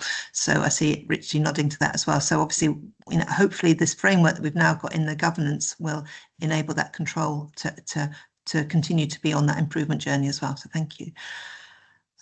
Kathleen, please. Thank you, Chair. And yeah, just to acknowledge really to all the budget holders and finance team for the huge amount of work. We know how difficult it is to work through all the savings and all the associated IIAs, etc., that need to be presented. So thank you for all of that. But I have 3 questions.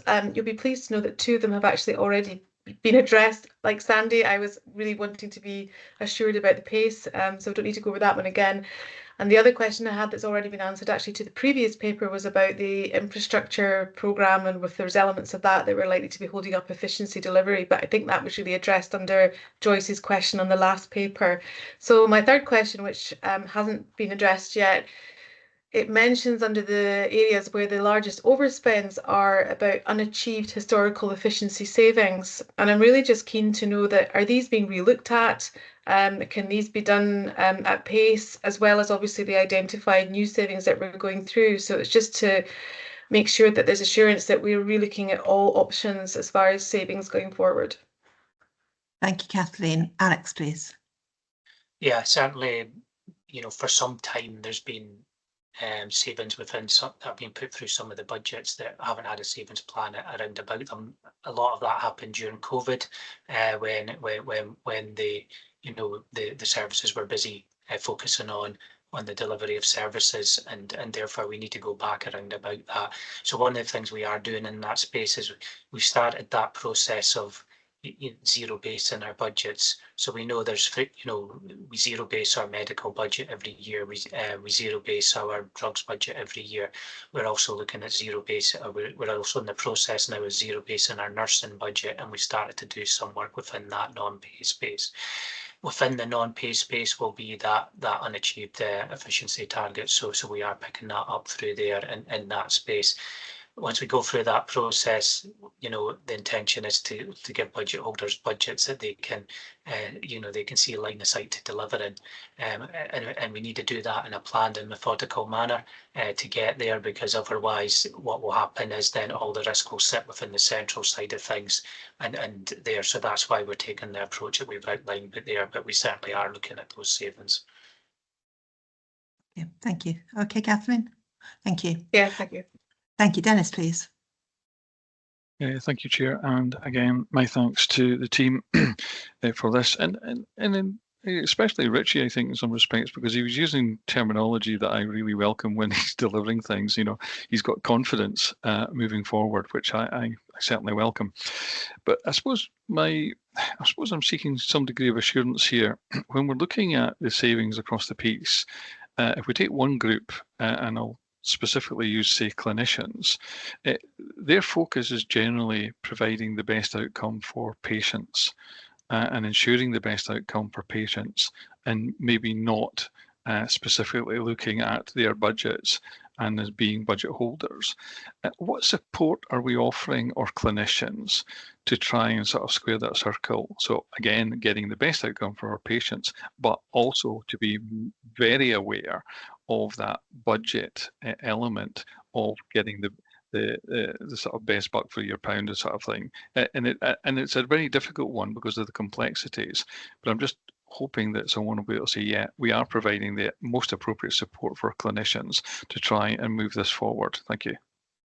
Thank you. I think it also links to the work that Philip Shipman's doing, Interim Director of People and Culture, on focus on fundamentals as well, and finance being a key bit of that fundamental. But Alex, do you want to come in? Yeah, I mean, there's various models for engaging clinicians within, the financial management or the activity. And I wonder if Paul, because I know Paul's been doing a lot of work with regard to clinicians around about the financial position. And I did notice that Mark put his hand up, and I don't know if it was in response to this question or not, but certainly, we have been doing regular updates through Mark's governance structures as well. So if either the two of them wish to come in, then I can come in after that. Yeah, thank you very much. It'd be good to hear from Mark if you're coming on this item, Mark. Yeah, I think Paul indicated as well, and I think that Dennis, to answer your question, I think that Paul has been running multiple sessions now with clinical leaders and teams to start to emphasise that financial aspect, looking at all of the data that's coming through. He'll probably eloquently put it much better than me, but yeah, we're starting to get a lot more information going back to our teams and really starting to focus in on budgets. And you're correct. Clinicians sit in front of patients and sometimes just want to do everything they possibly can for every single patient that sits in front of them. There's nothing wrong with that. That's what we're here to deliver healthcare for. But there has to be a financial, realistic aspect around all of that. But maybe Paul can probably put it more eloquently than me. Thanks. Thank you, Mark. Really appreciate hearing from you as well on that particular item as well. Paul, please. I certainly don't know about eloquently, Mark, but I can certainly add to it, and I'm very grateful for you for paying attention to the workshops and contributing. But on a more serious note, Dennis, I think there are different ways to, of course, address all of these issues, and one of the things that we've done through Mark's committee, the workshop, through the medical leadership system, through the consultant subcommittee, is first of all get a version of the truth from Alex and his team in a way that's understood by clinicians. And I'm talking about clinicians as doctors, but of course June Bernard is doing the same for the nursing teams and the allied health professionals. So there's first of all sharing of the information in a much more effective communication platform. Because if we were to send the worksheets and the spreadsheets that Alex loves so much, I think very few of us would really relate to them. So that's the first thing. The second thing is to really also start to understand the flow of money, because all of these individuals, are not naive, nor do they live in a bubble where they do not manage money. So it's about understanding when money government comes to the health board, it goes there, here, there. This is your bit, and this is that person's bit, and this is that person's bit. So it's about understanding the flow of money as well as the bottom line.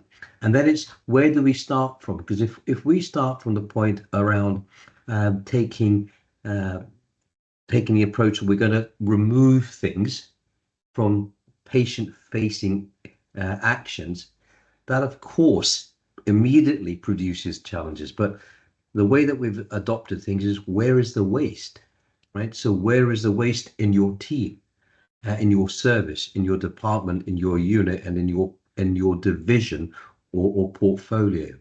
And that's when you start to really deep dive into doctors and dentists in training, medical agency locums, procurement.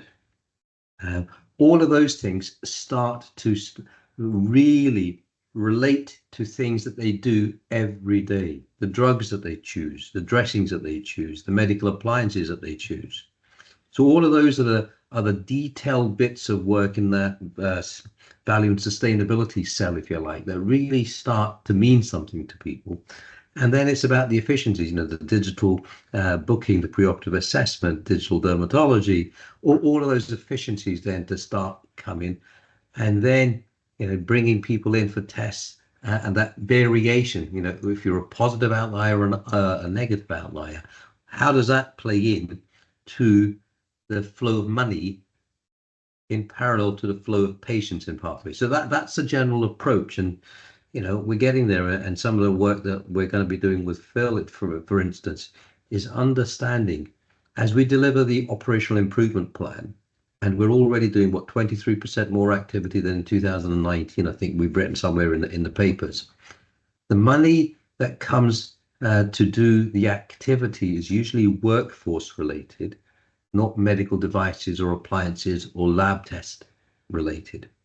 So how do we sort of start to understand that, and what does that mean? So that's a kind of a very brief view of what we're getting in and around. But of course, as medical leaders, we've also had to understand this and learn about these things, because I certainly wasn't taught about finances and budgets and revenues and bottom lines, that's for sure. So I hope that helps. Yeah, thank you, Paul. Alex, you come in as well on this? Yeah, I think Paul's really covered that, but just a couple of other little bits of assurance. And one is that when I met with all the the senior level budget holders within the organisation, the clinical lead and the chief nurse for that conversation was in that conversation when we went through their budget and their spend on a line by line basis. And then the second thing that we can always think about what better engagement looks like in that space, and one of the areas that might help us to do that is when we start getting patient level costing information. So we're working on a process or a system with the Scottish Government which will allow us to get some of that information coming through, and I think that will be really helpful for the medics to kind of understand where their costs are coming from and how that's impacting in that space. So again, looking at it through a different lens and just seeing how we go in that space. Thank you, Alex. Dennis. Well, thanks for a very comprehensive answer. Yeah, thank you. Thank you, and thanks to Alex, Mark, and Paul for answering it as well, and really emphasising between them the importance. This is a team Grampian approach. Everyone's got a part to play in this. So thank you for that. Hussein, please. Yeah, thank you very much, Chair. My first question on historic efficiencies has been answered aptly. I've got a second question, again, quite specific, but there is a wider point behind it depending on the answer.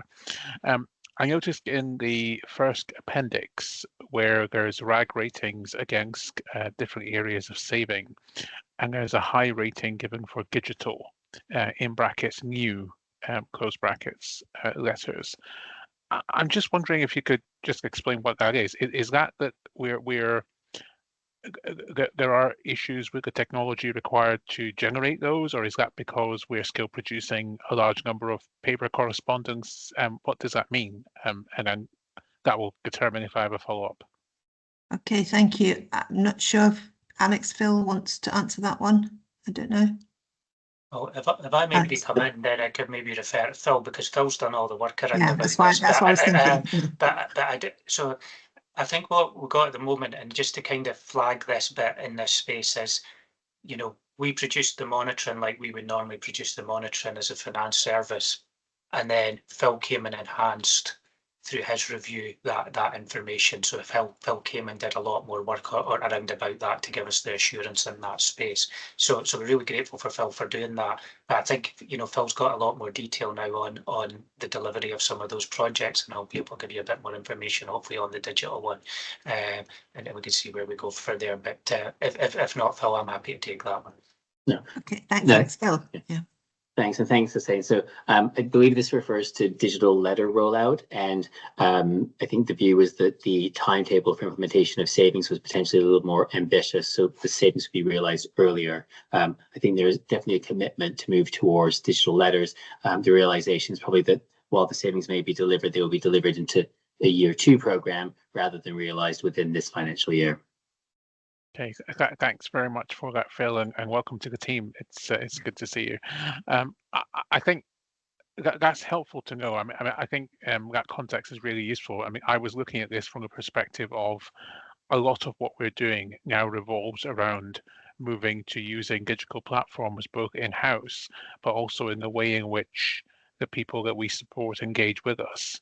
And that then brings into the equation the issue of digital inclusion, an aging population, a percentage of whom will not have recently used these new technical platforms, and then how we deal with encouraging mass adoption as we go forward. So that was kind of the basis to my question. I'm wondering if you wanted to just say anything about how this fits into that arena, if at all. Yeah, I welcome that. And as someone who doesn't engage very well with technology, I fall into the category you described. So I think that's partly the reason for the delay, that actually rolling out digital solutions that involve patients, we absolutely need to engage them very early on. We need to understand all the barriers. We need a really clear communications plan, and we need a rollout plan that doesn't alienate patients around accessing care and receiving information. So I think this is a really good example of where, while it's important to deliver the efficiency, the more important part is that we keep the community and our staff fully on board and decided on how we roll out some of these digital solutions. So I think the approach that's being taken to do a rollout that doesn't force it to happen in this year, but engages patients and staff is critical to its success. Thank you, Phil. Sorry for saying, Stuart Humphries has just indicated as well. I'm sure he wants to come in on the equalities and inclusion aspect. So, Stuart. Thank you, Chair. Yes, just wanted to provide some reassurance to Hussein that working with Greater and Glasgow and Clyde, who are kind of further ahead on this sort of thing in terms of adopting a digital solution to what was traditional paper-based letters, they found that there continues to be a role for paper-based for some users. So it's just to reassure that there'll probably be a continued role, but hopefully at a much reduced rate than we currently produce paper as we move forward. So yeah, we're very alive to the digital inclusion aspects of the rollout of this process. So, and we are incidentally both looking at alternatives that are bridging the gap between now and digital front door, which will bring, you know, the widespread introduction of digital letters. So we're looking at expanding the use of NetCall potentially, which is something that Highland are interested in working with us on. And also there's not to forget the practical opportunities to reduce our current paper output by, you know, printing on both sides of the letters and exploring whether we are sending too many letters. Often some inefficiency can lead to 2 letters where 1 would have done. So, you know, there's different sort of steps on the journey, isn't there? It doesn't all have to wait until delivery of digital front door. Thank you, Stuart. Hussein, can I come back to you? No, thank you. That's really helpful, and I'm sure this is something that you already have in hand. But I see there's potentially a real opportunity here for some of our community partners around that education piece for increasing familiarity with the uptake of technology and eliminating some of the barriers there, but also some of the practical steps as well around affordability, for example, and accessibility as well. But that's really useful context. So I appreciate it. Yeah, there's some interesting comments about that on the strategic change paper as well, about that accessibility and poverty issues as well. So thank you for that, Hussein. Thank you for the questions and for the answers there. John, please. Yeah, thank you, Chair. I'm mindful that the initial budget options we had, the savings options, we needed to get permission to progress them or not. But am I hearing that largely we're going to find or close the gap now through waste and efficiency, and therefore we wouldn't need permission?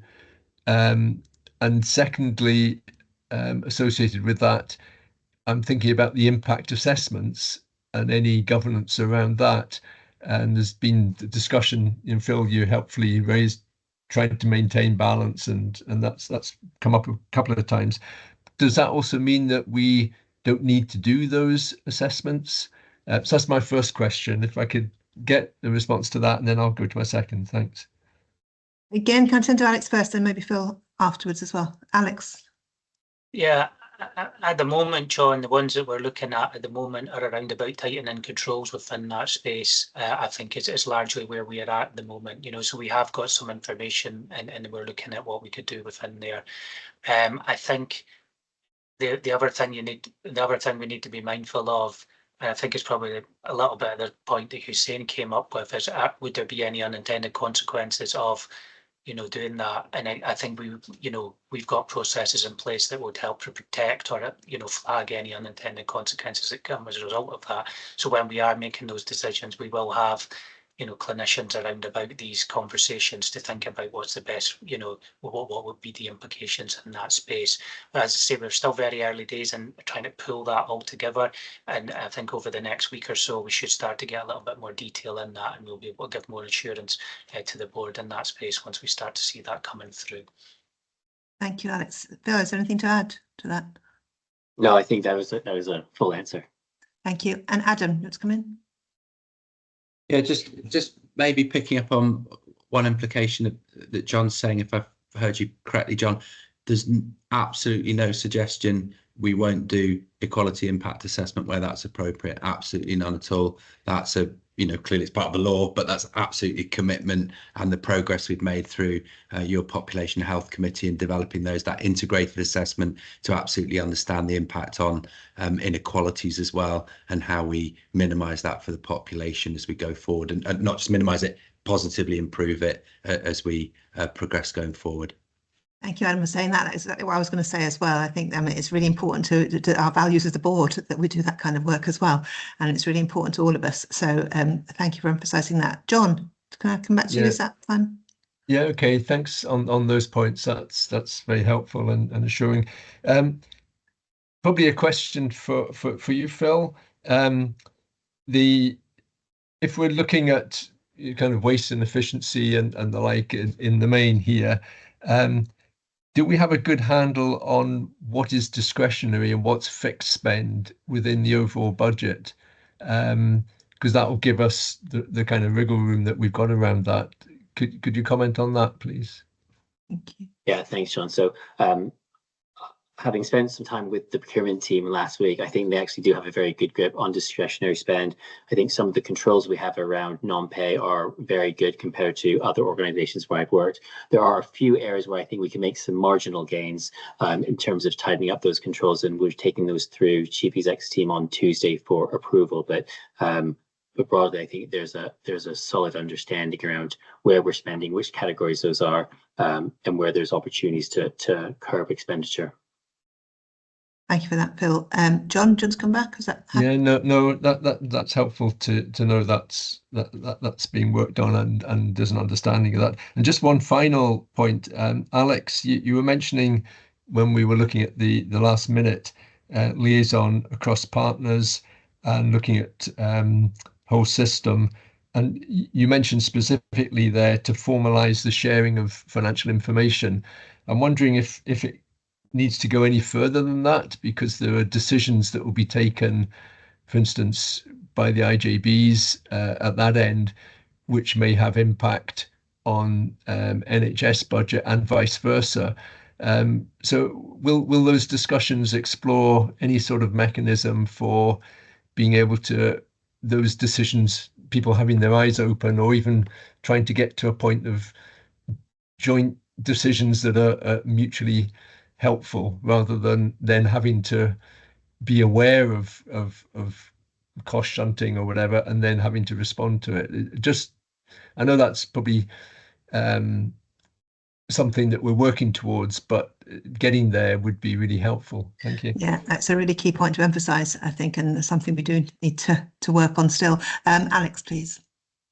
Yeah, John, I mean, certainly that has been the intention when I've tried to design the draft MOU, is that we've got full oversight, and, you know, not only are IJBs, you know, that we're aware of what the IJB, for instance, Aberdeenshire's doing, but Aberdeenshire's aware of what Aberdeen City's doing, and Aberdeenshire, Aberdeen, and they're all, you know, they're all aware of what each other's doing. So I know we had some processes in place to share some of that information last year, but I think based on some of the, you know, the conversations, is maybe something that we could do to kind of formalise that and timetable it a little bit better. So certainly I have been looking through that lens of understanding not just the financial consequences, but the service consequences of any decisions that would be made by any of those partners. In terms of the work that I'm doing, I can't really give much more detail than that at the moment, because I'm still going through a consultation process, and, you know, I'm at stage 1, and I've got another 2 or 3 stages to go in that space. But certainly when I've been, you know, that's the intention of what I'm trying to do, is to have some informal sharing of information, more formal sharing of information, and then some collaboration is the key principles that I'm working through, whilst maintaining the sort of independence and the of the IJBs. Thank you very much, Alex. John, is that? Yeah, no, thank you. That, I mean, that's trying to go beyond the intent of collaboration or joint working to putting in kind of mechanisms for that. So I'm happy to hear that. Thank you.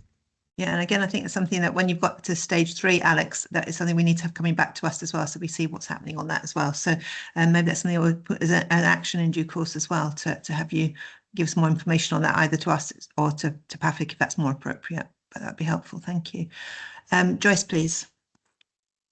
Thanks. Thank Alex and the team for the usual comprehensive information on finance. I was wondering if in the areas of overspend, I see that Dr. Gray still has a significant amount of its overspend on locums. Now, I know we've done a huge amount with the locum expenditure generally in NHS Grampian, but I was wondering if there's anything happening with the integration of acute. Joyce.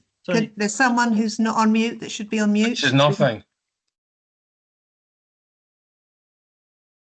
Can everyone be on mute who's not Joyce at the moment, please? Thank you. Right, Joyce, carry on.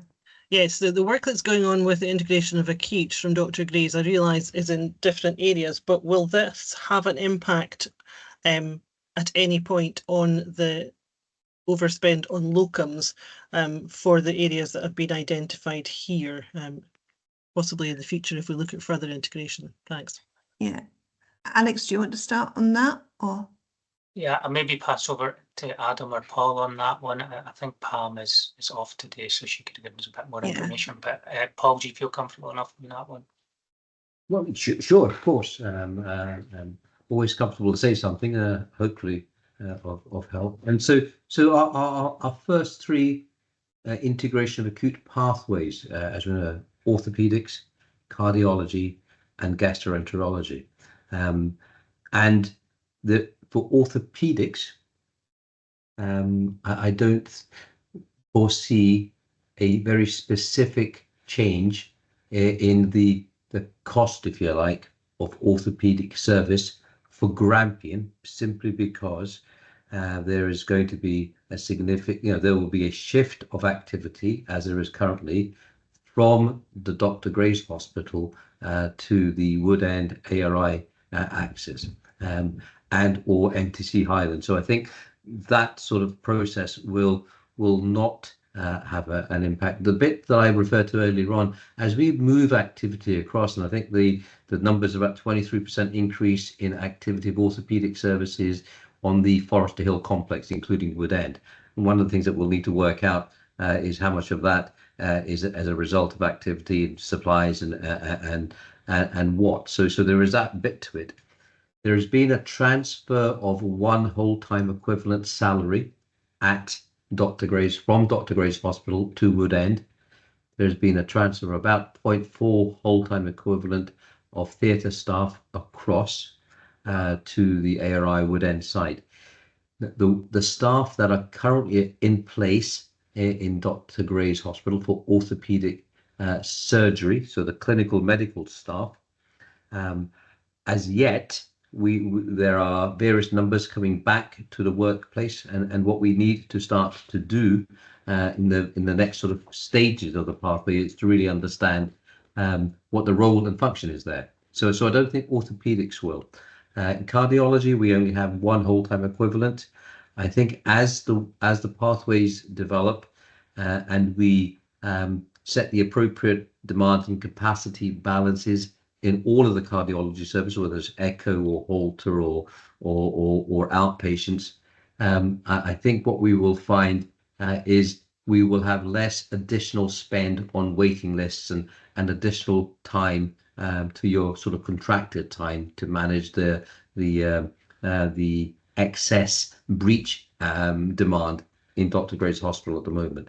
And for gastroenterology, something similar along that. I think where we will possibly find significant improvements, not only in pathway efficiency, but costs, is when we start to look at our acute medicine and our front door services, because of course in acute medicine at Dr. Gray's Hospital, we have, I think, one whole-time equivalent, one substantive post holder. The remainders are made of supplementary staff. So there's a large area there, but whether it's a true saving or a transfer or a proportionate saving, I think remains to be considered, and similarly for ED. So I think there is opportunity, but I don't think we'll see it at the moment. Thank you, Paul. Adam, did you want to come in as well on that? It was just a tiny addition to what Paul was saying, which was really helpful.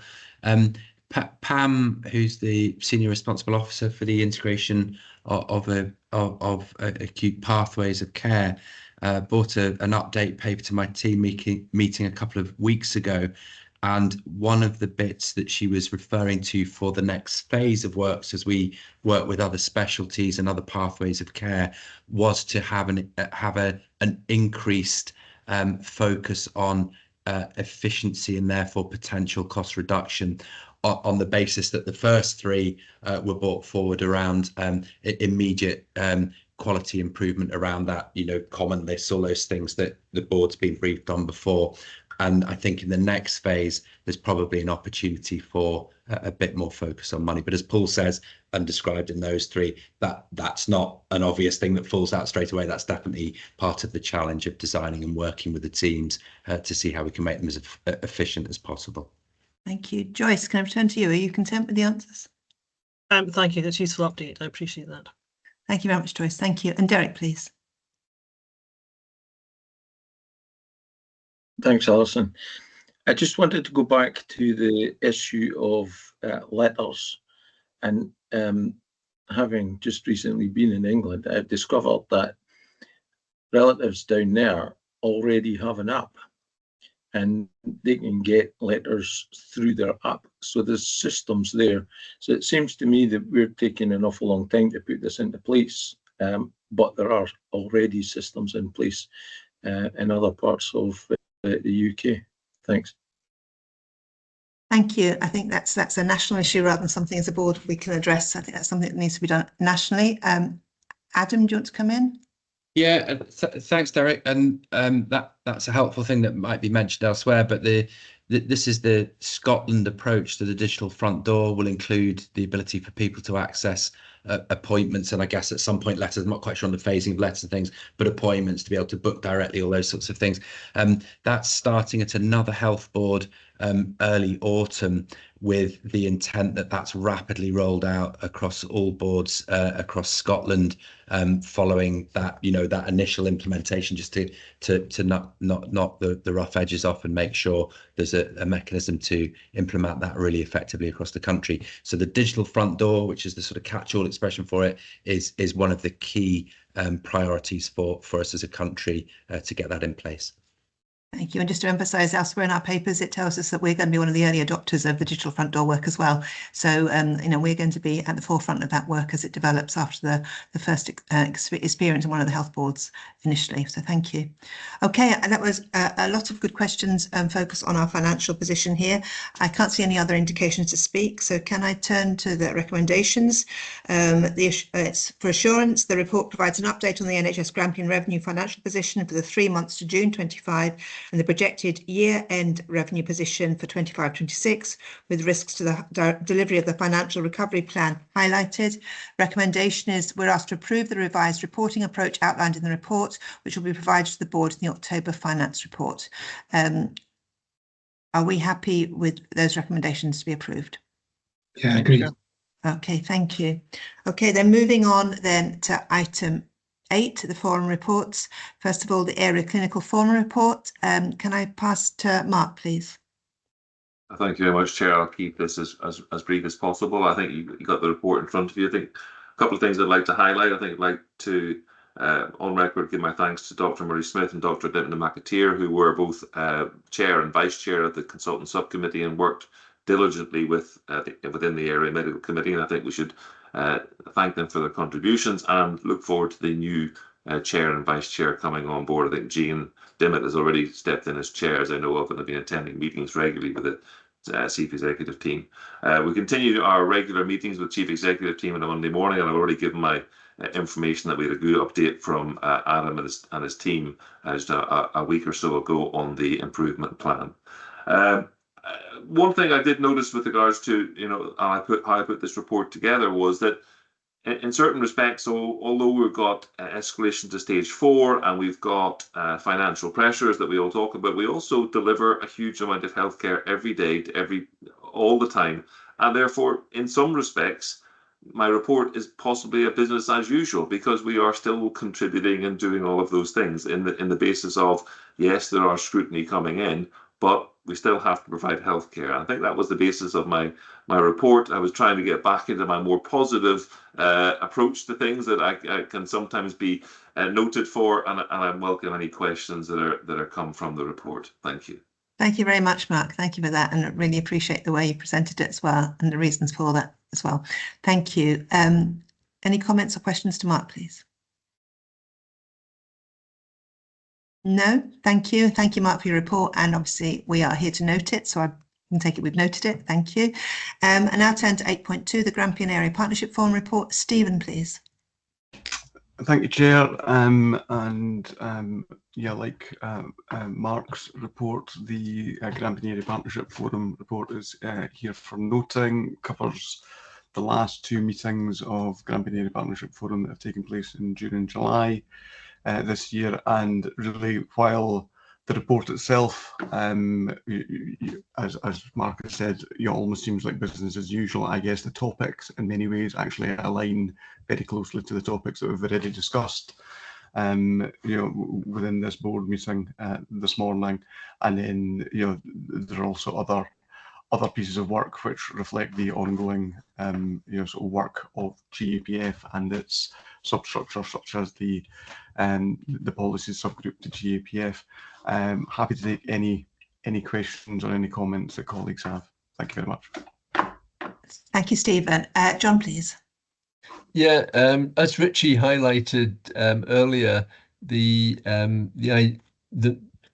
approach for budget holders is probably, we're trying to get sharper than it might have been in the past.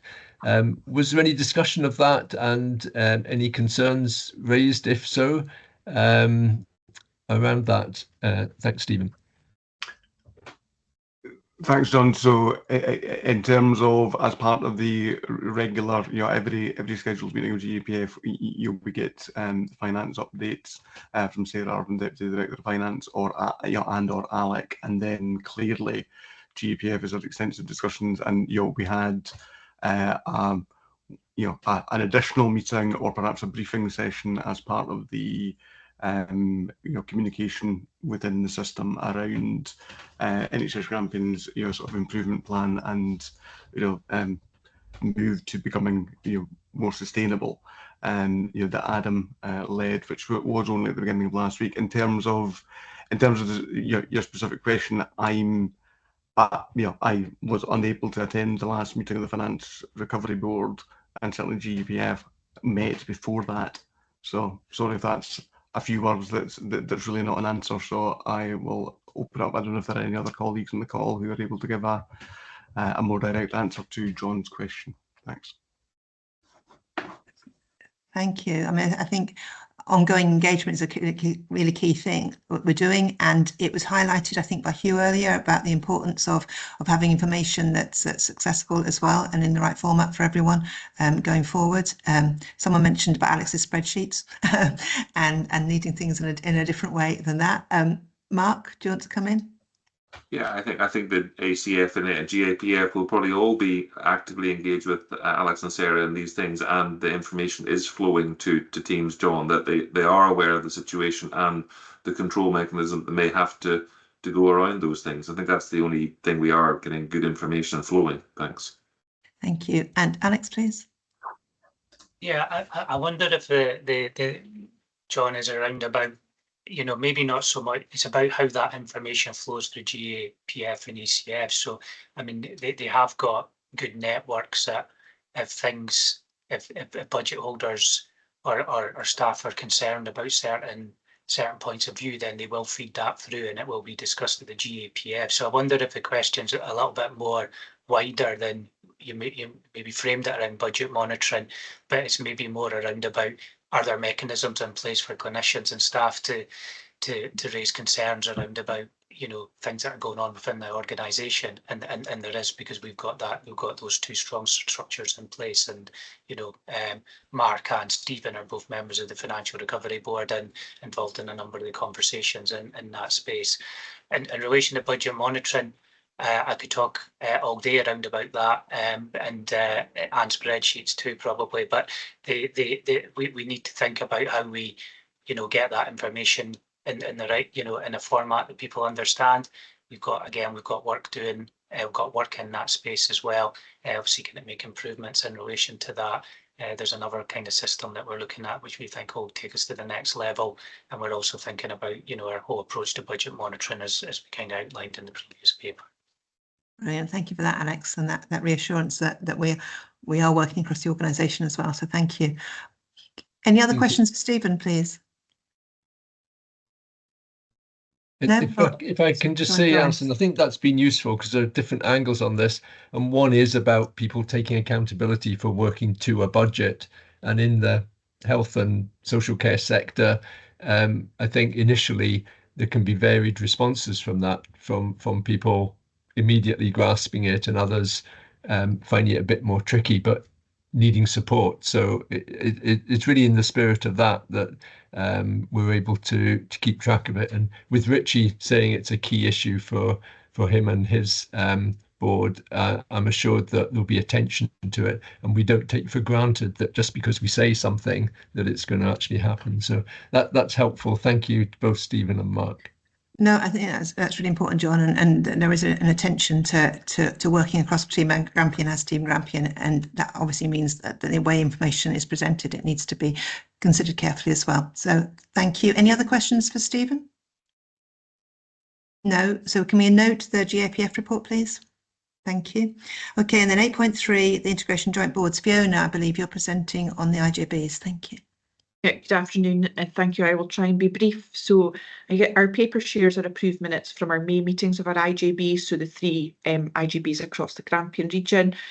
We've got a variety of papers at each IJB that were presented, but I would say the common theme was definitely on our budgets for our May IJBs. I would like to say that all the papers that were presented at our IGB was on our unaudited accounts. So just to make sure that the board are aware that is they're still to be signed off by everyone. So and the external auditors have them at the minute. So each IGB financial position at the end of 24-25 was an overspend, as you're already fully aware of, and we all received additional funding from our prospective partners, the local authorities and yourselves as NHS Grampian. Aberdeen City and Murray did have some unallocated reserves left, and they were used initially before we came to partners to ask for additional funds. So no IGB in the Grampian region have got any reserves left. So at the beginning of each financial year, we do have to present a balanced budget. That is the ask. It's part of our legislation that we have to do that. So we have done that. And just to say, we have got significant saving plans to enable us to deliver a balanced budget.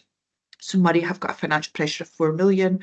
Aberdeenshire have got a financial pressure of nearly 19 million, and Aberdeen City have got a budget pressure of 14 million. As I've said, we are working on our savings plan, and pleased to say in Alex's paper that our savings plans are starting to pay off, and we're starting to see that come through in our forecasting, but it's too early to be confident in that yet. But the saving plans are in place and do appear to be making a difference. We have got definite structural deficits, but we are definitely working on that plans, as I've said. And each partner has accounted for contingencies for 25-26 if needed, but continue to work. And Lee and Judith and myself are all happy to take any questions. Thank you. Thank you very much, Fiona. Thank you for presenting. Dennis, please. Thank you very much. It really is about a pan-Grampian approach. Are you starting to see that the pan-Grampian is actually impacting on your budgets and budget savings going forward? And do you envisage that there'll be more pan-Grampian approach to a lot of the work that you're doing? Thank you. Thank you, Fiona. So absolutely. I think we've had a very clear message that we're trying not to do any of that cost shifting, Dennis. So we're absolutely being thoughtful about that and making sure that there's no unintended consequences on the decisions we're making. I think there's definite opportunities for shared services, and certainly the 3 chief officers are looking at that and reviewing that and working with our teams to think how we can do that to just be as effective and as efficient as we can be, and make sure we don't have a postcode lottery, because we absolutely don't want that for the local population in Grampian. So definitely opportunities. Definitely doing some of that work already. We've previously, last year, we had some financial workshops with our Health and Social Care Partnership colleagues collectively, and I think that was really, really beneficial and certainly really, really well fed back from our staff. And we'll continue to have that. Where can we get in a room together, scratch our heads together to come up with common solutions to problems that we've all got, maybe slightly different, but we're absolutely committed to doing that. Thank you. Thank you. Thank you, Dennis. Thank you. So you're nodding there. Ian, please. Thanks, Alison. Afternoon, Fiona. I'm aware that there's been some challenge to the agreed process being adopted because of the difficulties the Aberdeen IJB has had in recruiting a chief finance officer. I know the answer, but can you reassure the board that what's proposed as a way forward meets your requirements and the requirements of the IJB? Thanks. Thank you, Ian. Sorry. Yes, thank you. Thanks for your question, Ian. So just maybe not everybody is aware, but we have certainly had a challenge with CFOs. It's not an easy position to hold these days in the IGBs, and we're not alone in the challenge, Ian. But we have gone out to recruitment. We've gone out to recruitment twice, and we have had candidates, but we have decided not to appoint. So we definitely have interim positions in place. So Jonathan Belford is my current interim CFO, just to give that assurance we've absolutely got that expert advice round still around our IJB. And what we're looking at is potentially putting in a slightly different structure that will give us a more sustainable model, because the CFO is a very individual post. They work between both the local authorities and the NHS. I think that brings its own challenge. They don't have dedicated teams. It's just that very much collaborative working that Dennis was asking about before. That's their key role. So I'd like to think in Aberdeen City what we're putting into place will be supportive and potentially give us some stronger succession planning than we've had in the past. Thank you, Fiona. Ian, do you want to come back on that? Thank you, Fiona. I think that's very helpful. And you're confident or comfortable that that arrangement and has put in place the capacity that you and the board need to ensure that the CFO role is properly and fully performed? Yes, Ian, I'd be happy to give you that assurance that we have got that robust process, and I actually think the model that we're considering will actually give us more confidence in a sustainable future going forward. But yes, I'm comfortable with that interim CFO arrangements. Thank you. Thank you. Thank you very much. Thanks, Alison. Thanks, Ian. And Alex, do you want to come in on that as well? Yeah, I just to kind of give a little bit more assurance. So, I mean, I am supportive of the arrangements that have been put in place and that Fiona's working her way through. But I do think, Ian, that the CFO will need to make an assessment of whether they've got the right resources to go and do that role. So it's a kind of two. You know, there's two areas coming from there. If the CFO didn't feel that they were getting the resources required to go and do that, I would be expecting them to report to the IJB, indicating that that was the case. Thank you, Alex. Thank you. Mark, please.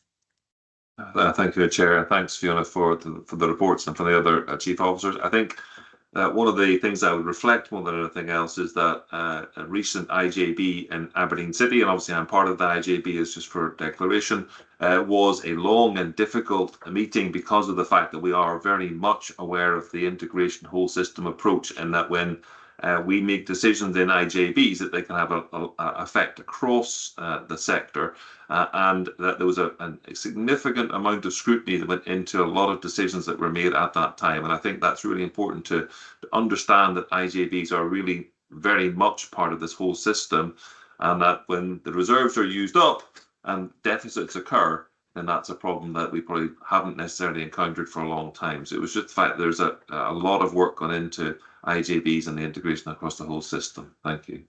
Yeah, thank you, Mark. It's good to hear that consideration is happening at meetings across the piece as well. And I suppose just from me, we've been asking Alex about the work between the directors of finance and the chief officers and the finance teams and the IJBs, and had the assurance from Alex that he's working on a way forward to have a greater collaboration and a more effective way of delivery-based and outcome-based work along that sense as well. Fiona, maybe you could just give us assurance as well that, you know, that from the chief officer point of view, that work that we've asked Alex about, you're all content with the way it's moving forward and committed to support it throughout the piece as well. Thank you.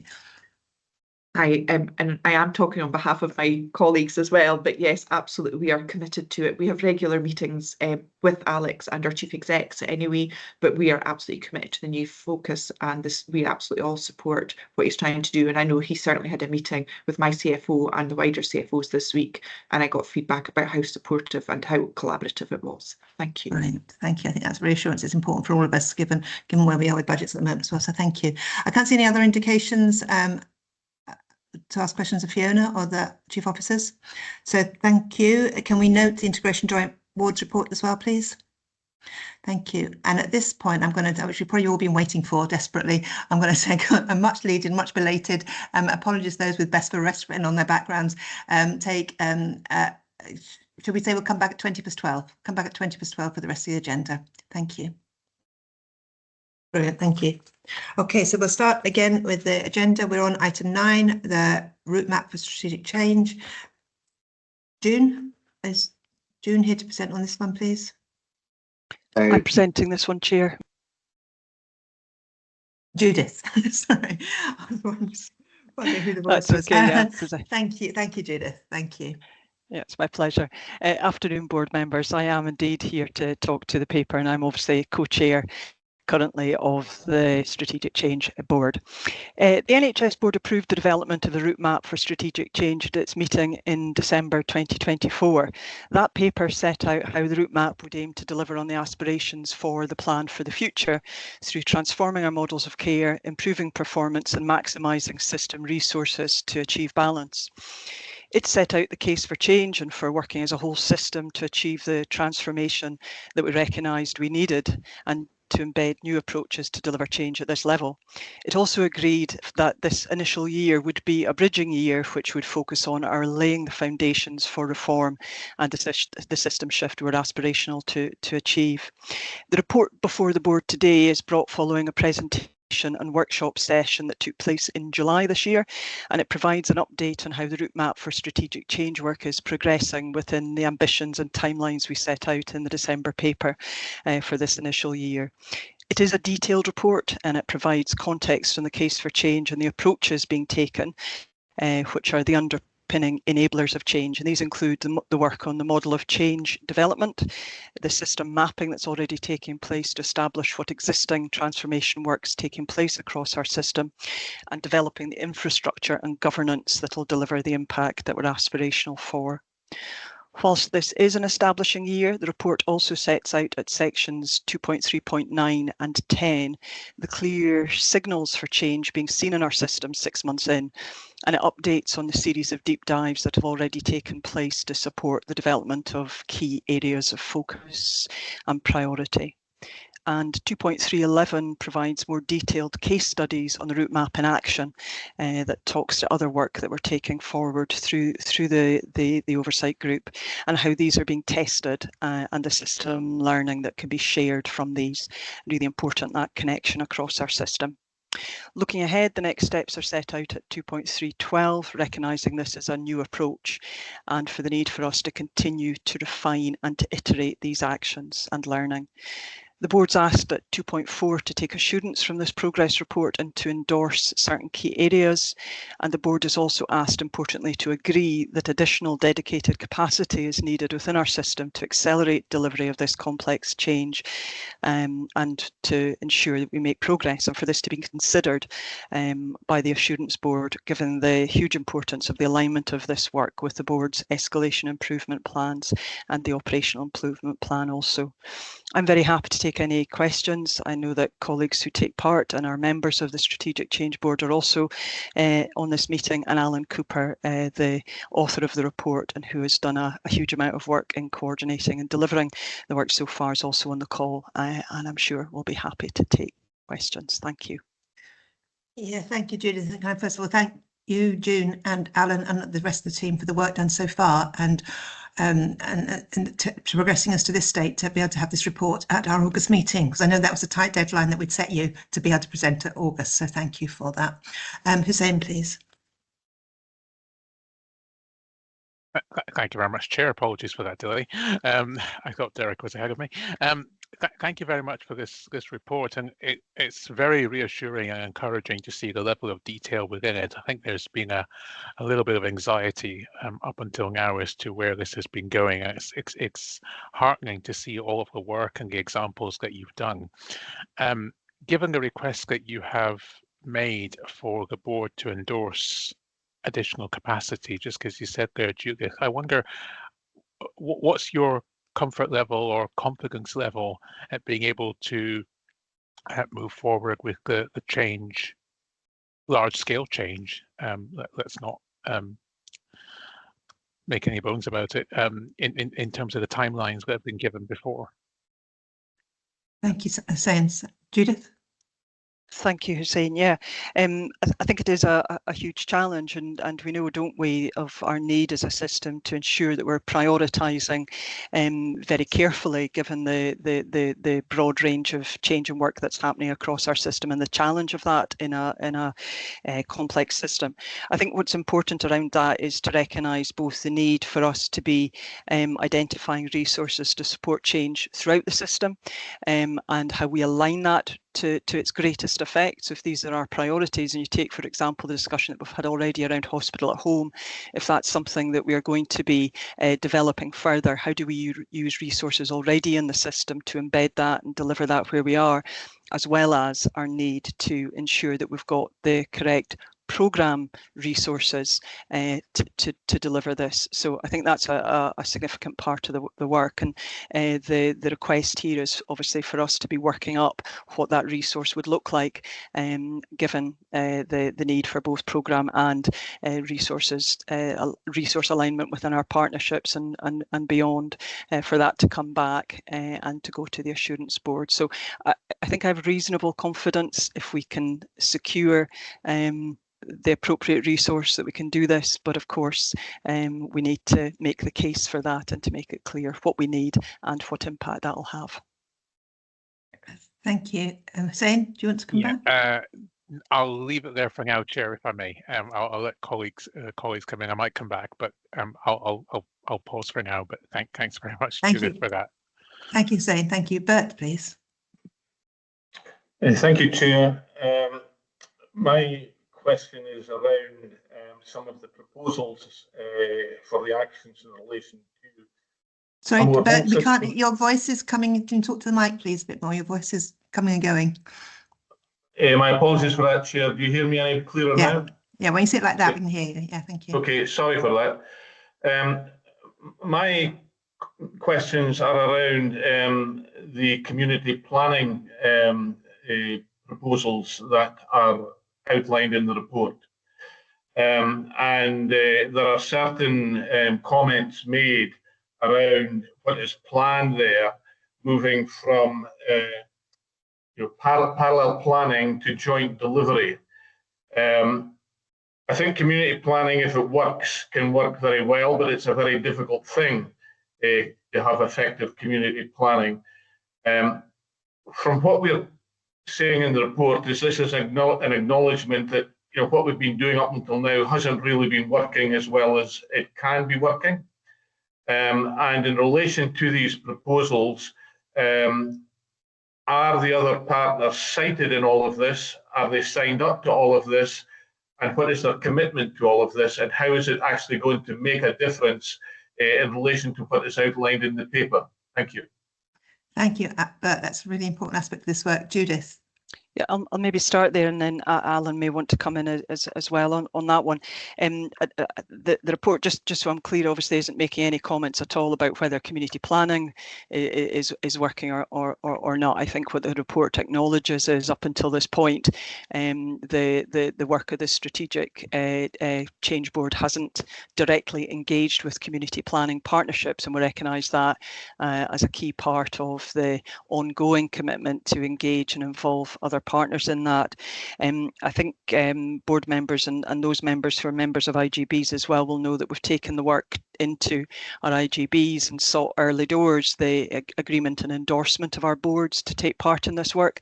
And we're now each as chief officers in our regular chief officer reports that go to the IGB, providing an update there and sight of the work of the board into our IGBs, and we'll certainly create the space within our IGB reporting to ensure that we get a full update and with potentially this paper to come to our boards as well. That's really important. I think we're ambitious that it comes into the context of community planning in each of our areas, just to ensure that we're linking in there as well as with our local authorities. And of course, both Adam and Alison have been, the chair, have been to each of the local authorities recently to have discussions there about collaborative working. And part of that has been a recognition of the importance of this work and seeking opportunities there for even closer joint working. I don't know if Alan has anything to add to that from a programme perspective.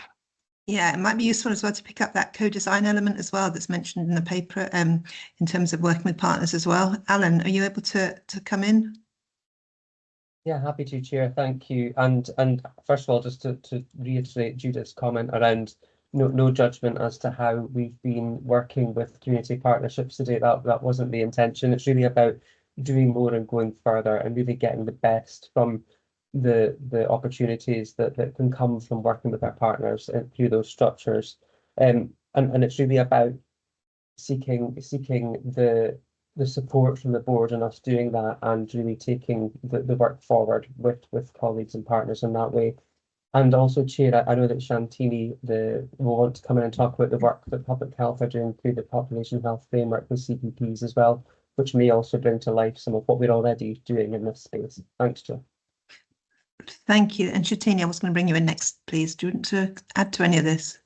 Yeah. So it's just to say that, you know, the population health framework is very much part of the whole transformation agenda, and we're currently engaging with each of the 3 community planning partnerships around the framework and starting that conversation about how, you know, what this means for how we work together and how, you know, what are the things we can do. So through those discussions, you know, we'll surface some of the areas that will, you know, clearly lead into the whole transformation plan for Grampian, but as part of the whole system approach that the population health framework endorses.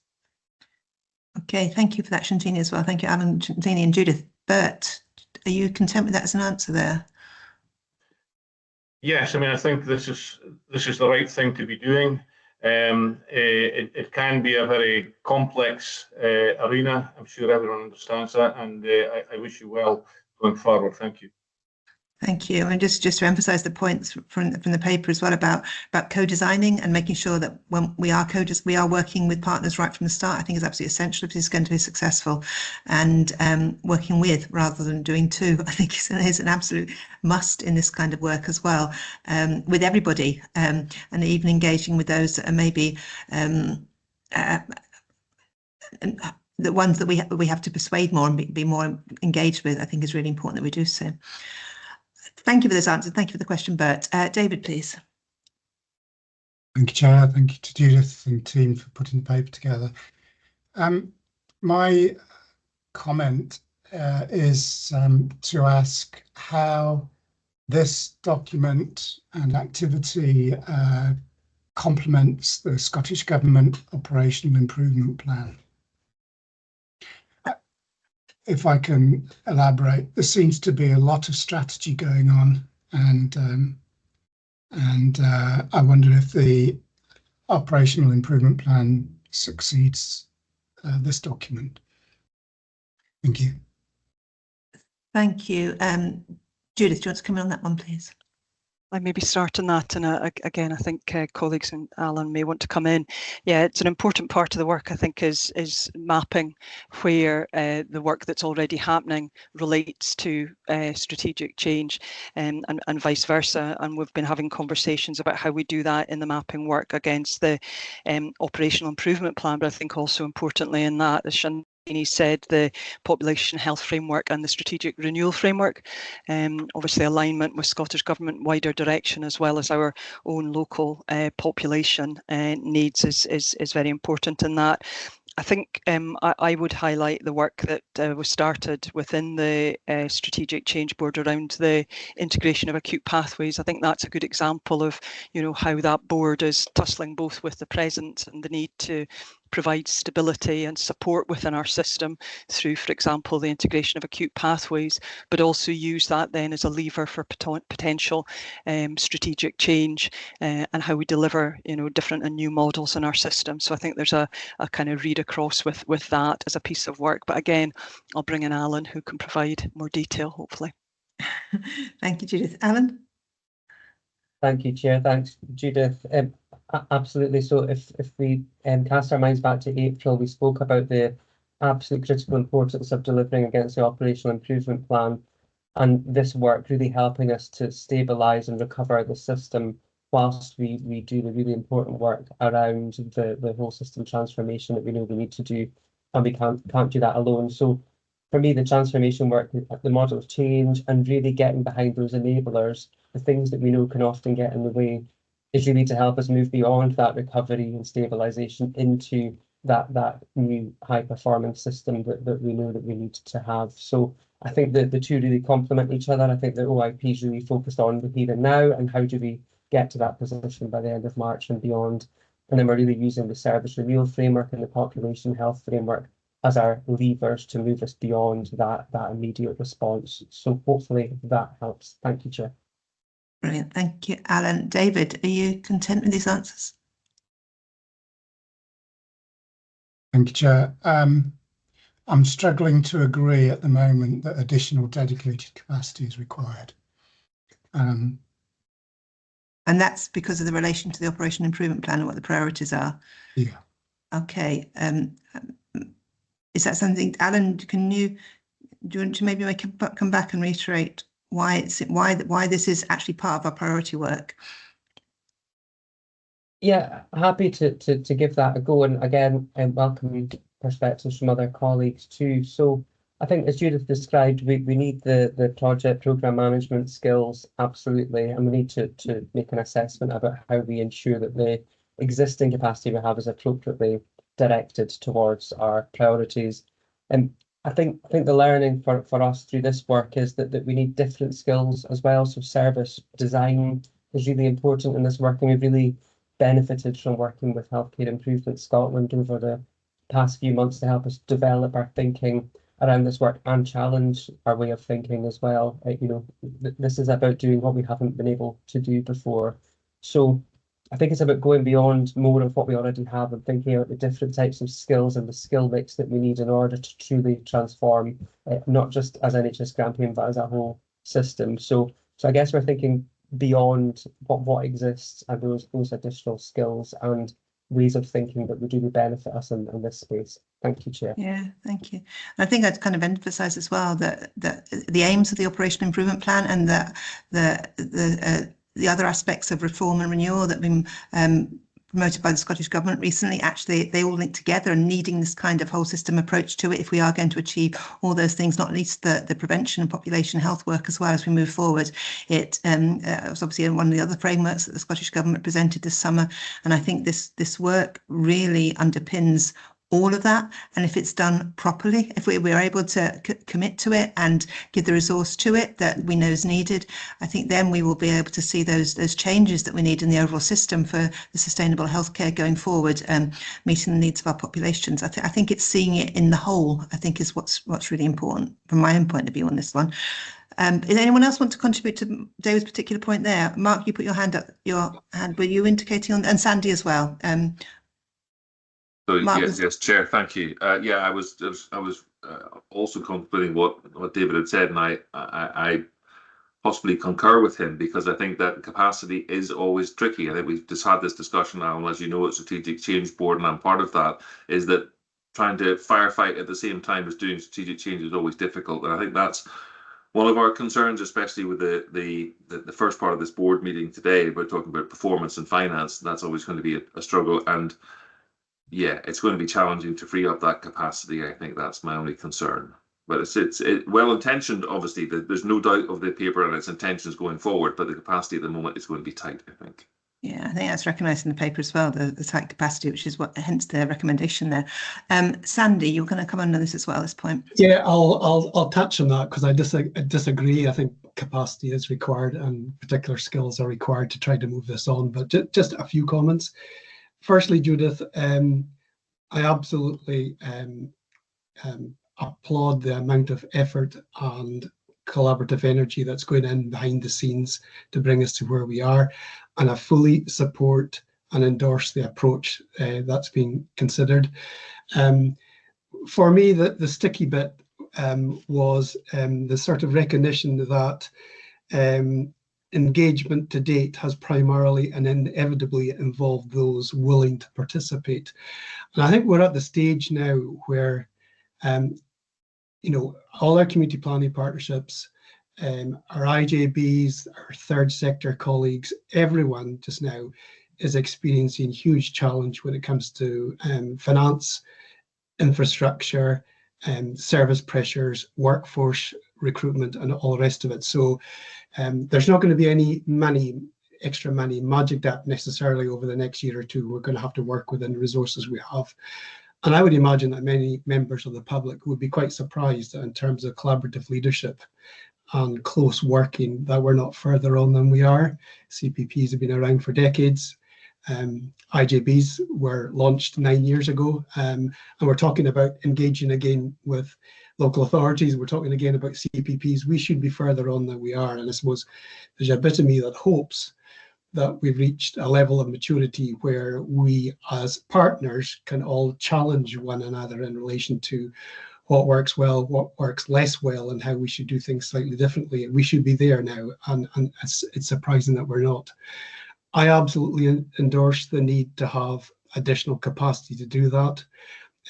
You can't design and build an airplane while you're flying it. I mean, it's really, really difficult to try to do that. So that, you know, that extra resource is required. But what I would make a plea for, that it is very, very targeted on trying to very quickly move certain aspects of ambition and mapping and analysis right on to delivery and impact. That we need to shift that, and we need to be very kind of careful in terms of how we target that resource to make the greatest impact, because otherwise we're just going to try to chew off the whole elephant and we're not going to be able to move things forward. So absolutely, you need a resource. You're not going to manage and change without it, additional capacity, but it needs to be really targeted. It needs to be really focused on very particular priorities that we and indeed our partners are all working on. Thank you, Sandy. I think the other way around on that one is there will not be any extra resource unless it's particularly targeted with clearly defined outcomes that are going to come as a result of that. Resource won't come without that target and that outcome focused aspect of it either. I don't know, Judith, do you want to comment on Sandy's points there? Yes, I completely agree with Sandy about that, you know, the need for us to make the case and also to identify exactly how any additional support will help accelerate the programme, where it will go, how it will work alongside the real change agents who are our people at the front line and our teams. You know, this is not people that you need to come in and do the work for us. It's how they work alongside and free up people from incredibly busy, you know, leadership jobs at the front line to do that. So I think that's really important. And I would also sort of pick up the element about, you know, our joint work and engagement. I think in some of this, it's about our ambitions a layer above some already quite good joint working that happens in Grampian, you know, and I would point out, you know, some of the work, and I'm sure Fiona or Shantini would want to come in on that, around the marmot work that they're doing in Aberdeen City. I mean, I think that's a sign of a really mature level of community planning, working together as partners, and we could probably all have examples of that. I think the ambition here with this programme is that we take that to the kind of pan-Grampian level through this programme as well. So it's not to say that that's not already happening. I think this is about accelerating our ambitions there too. Thank you. Okay, Sandy. Yeah, we've got strong foundations there, some fantastic work by local staff who have kind of signposted us to things that could be much more improved. So we need to build on that and quickly. Thank you, Sandy. Thank you. Richie, please. Yeah, thanks. It was also welcome the comprehensive nature of the paper, and it's actually a related point in capacity that was kind of largely drawn out in that last conversation, and it's about the assurance board kind of connection to it. So I guess my question I'll phrase now and then maybe explain it just very briefly. I guess is are the assurance board expecting this request to come forward? I guess, and is there any signals that this would be welcomed? I guess is my question I'll come to, and then on the back of that, I guess. David's point earlier on about, and your point, Alistair, around the nature of the request, how to be really carefully and in a very focused way set out the business case for it, so to be really robust in terms of what value will it add, how does it relate to other activities that we've got in the, as David says, operational improvement plan. So I think that and I'm sure this is all in hand. I've got no doubt that these things will have been considered, but in terms of the actual nature of the business case, I think it's really important that that's really targeted and we can see the value of that particular resource. And to be fair, the assurance board, they do, as Adam said earlier on, they provide scrutiny and oversight, but they also do provide support. So I get that there'll be a role in the conversation in that area. So my coming back around to my question, is there something that the assurance board would not be surprised at, let's say? And I guess a question that might come later is what happens if we don't get that extra capacity? What does that mean for what we can deliver? Thank you, Richard. Judith, are you able to answer this? I haven't attended the assurance board yet. I don't know if maybe Adam or Adam or Alan want to come in on that one. Yeah, Adam, do you want to? I can't see at the moment, Adam. Yeah, Where sorry, I'm here, Alison. So I'm very happy to answer that. Thanks, Richie. Yeah, so I think two key things here for me, just to be absolutely clear on the analysis that I have made, and I've not heard anyone fundamentally disagree with me, is that we will do all of the really good cost-saving things that the board's heard about, and there's still a gap. And we can only close that gap by fundamentally transforming the way we deliver health and social care in this northeast corner, and that is absolutely the purpose of the route map. There has been a absolute recognition of that at the Assurance Board, so the sense that the transformation, hand in glove with really good savings plans and the things we've been talking about, hand in glove together, that will be the way that NHS Grampian recovers a sustainable financial balance going forward. There has also been no commitment or anything that the Assurance Board, as part of the support, will look about how they supplement skills, expertise. Now, whether that's a sum of money and we employ people or it's other people coming to help us or whatever, is all still to be agreed. But I know, you know, looking forward, a number of people are thinking about how do we describe what might be required to support us to make change at a large scale. Okay, Richie, that's helpful. Thank you. Thank you. John, please. Okay, thank you. Yeah, and like others, applaud the work that's got us to this point. But I think it's really helpful to say, right, there's real potential here, but we've been trying this sort of approach for quite a while. So it's important for us to recognise what still needs to be done, and it is a work in progress. So the implementation gap is the difference between good intent and getting traction and impact, and that's well rehearsed across health and social care. So we have to ask ourselves, I think, that question: what will it take to get to the point where this has got traction? And for me, there's a number of points. Getting partners to own and inform the approach more fully. Sandy was talking about, if we only deal with the willing, then there's a whole swathe of people and parts of the system that need to be brought into this. So there's that aspect. To get traction, we need to get that model of change sorted out. It's mentioned in the paper, but we need to be able to see it. And I think what's in the paper has got quite a lot of ingredients, but it needs to be simplified so that you can operationalize this. And I say that alongside the OIP, the other things that are coming from Scottish Government. We've got the performance assurance reporting. There needs to be an easy read across, that we get our language right. Because if we're expecting the teams who are so busy, as you know, as we've touched on, and Mark and Stephen have highlighted, it isn't going to happen if we've got a complex array of concepts. There's got to be something at a core that everybody can get around, for this to be beyond the willing and the people who are willing to try and engage with all those concepts. So that, you know, as a work in progress, I would want to see and be assured that comes through. And then touching on the capacity issue, I think it has usefully been teased out that it's about capacity, but it's also about the skills or the way that capacity is applied. I would just use the tagline of leadership and how we look at that and the planning piece around it.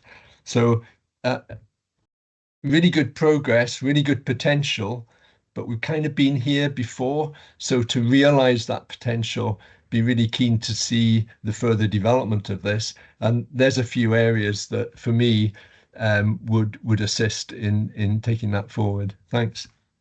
Yeah, thanks, John. It's really helpful. I mean, we've got to get to a stage where this is what people do in the Northeast, and this is how people think. So we seem to be a while from that at the moment in who's actually talking about this, who's actually engaged in it. How do we get to that stage? How do we build it up so it's what is happening in Grampian is this? Judith, you're nodding there. Do you want to come in? Yeah, I will come in, and I think part of the structure that's been developed, the development of the route map working group is a really good way of us engaging more people in our system in terms of the practical application and change on the ground. So that's one way. The deep dives that we do and the discussions that we have around how do we move from the early discussion around evidence base, early discussion around, a strategic change into okay, and how would we do this, and what would our case of change for this be? That's very much, involving more people as we go. So I think that's iterative as well. And I think there's something important too, as we're doing change. There's that momentum and building the alliance for that change. So it is sometimes important also to engage with those people who are really keen to support us and get to that third horizon, and then build the alliances as we go. So I think there's lots of opportunities, and hopefully the paper sets out some of the structural approach to that we're taking as well. I don't know if Alan would add to that at all. I see you nodding too. Alan?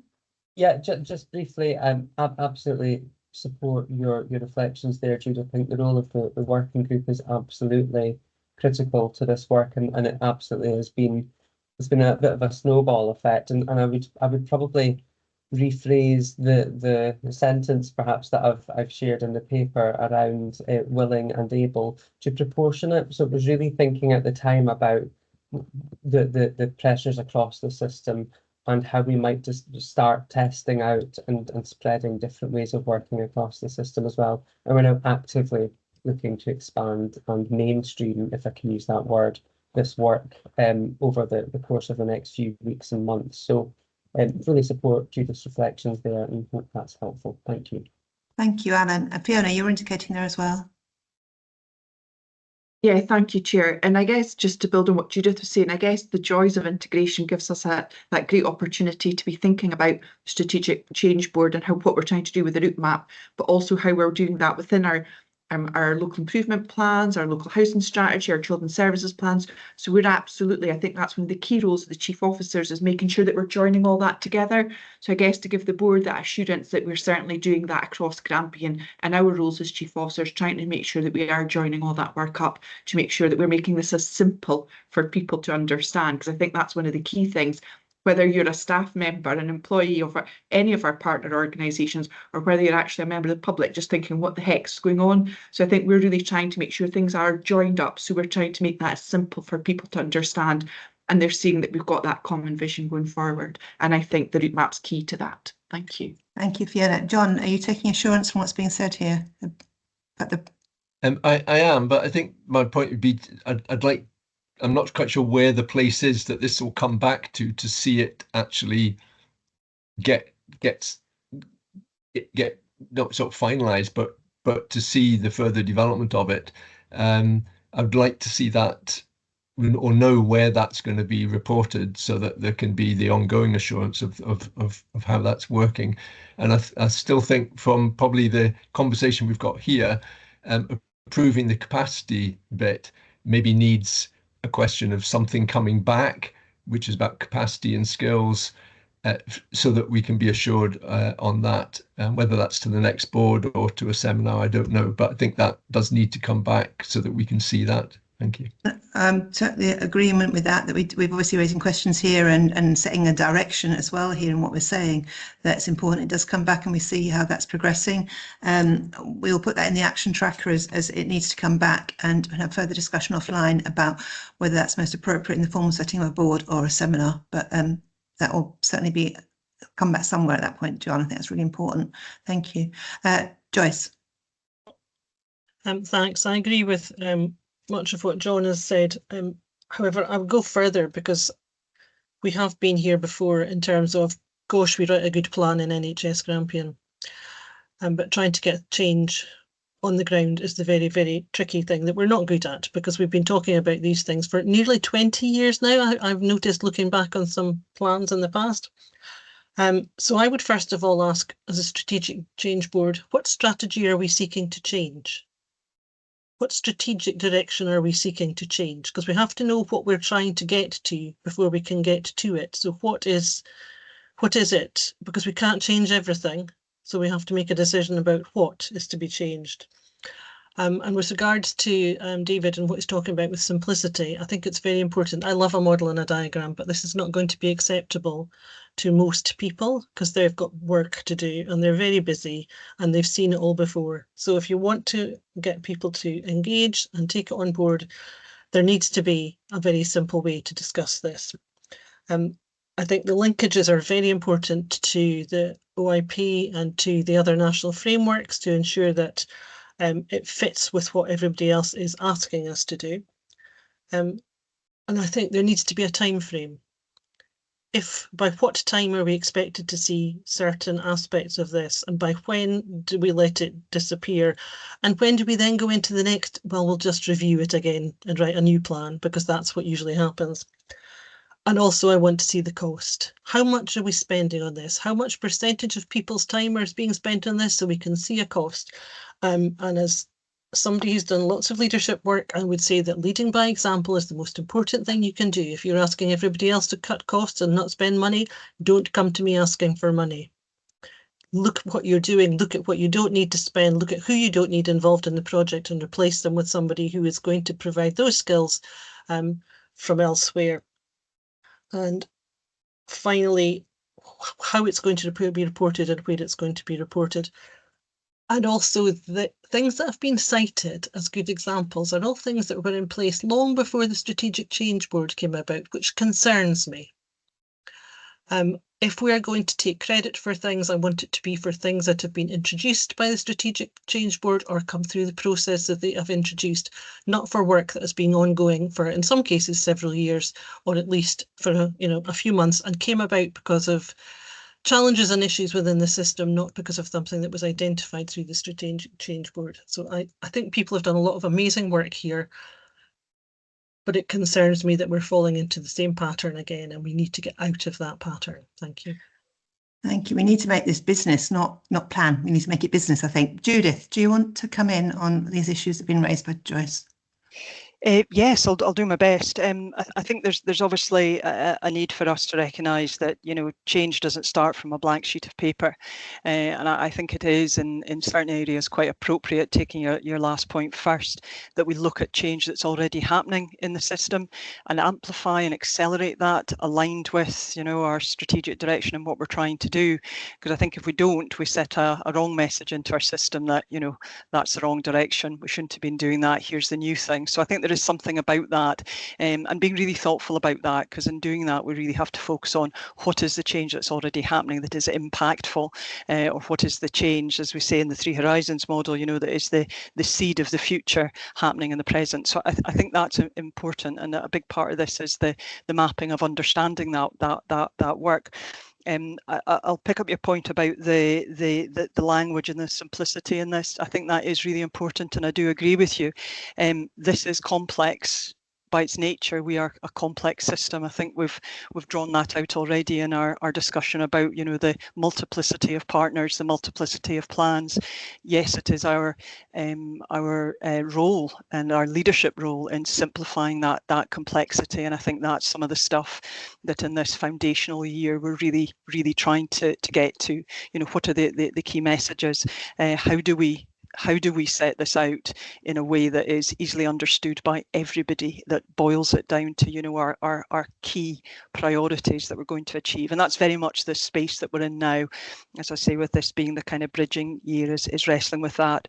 Again, I think you make a really good point about what the board itself generates, and it's the intention with the work that we're doing with Healthcare Improvement Scotland, the deep dives, the work of the route map working group as well, to generate those new ideas. And the engagement with our staff and teams really is, what is happening out there? Where are the ideas? How do we bring them forward? So I think there's a both and around that one, which is important as well. And I think the bit about refining, it's really important, I think, for us to recognise, and I know that the board does, is where we are in the kind of change processes within Grampian itself and nationally.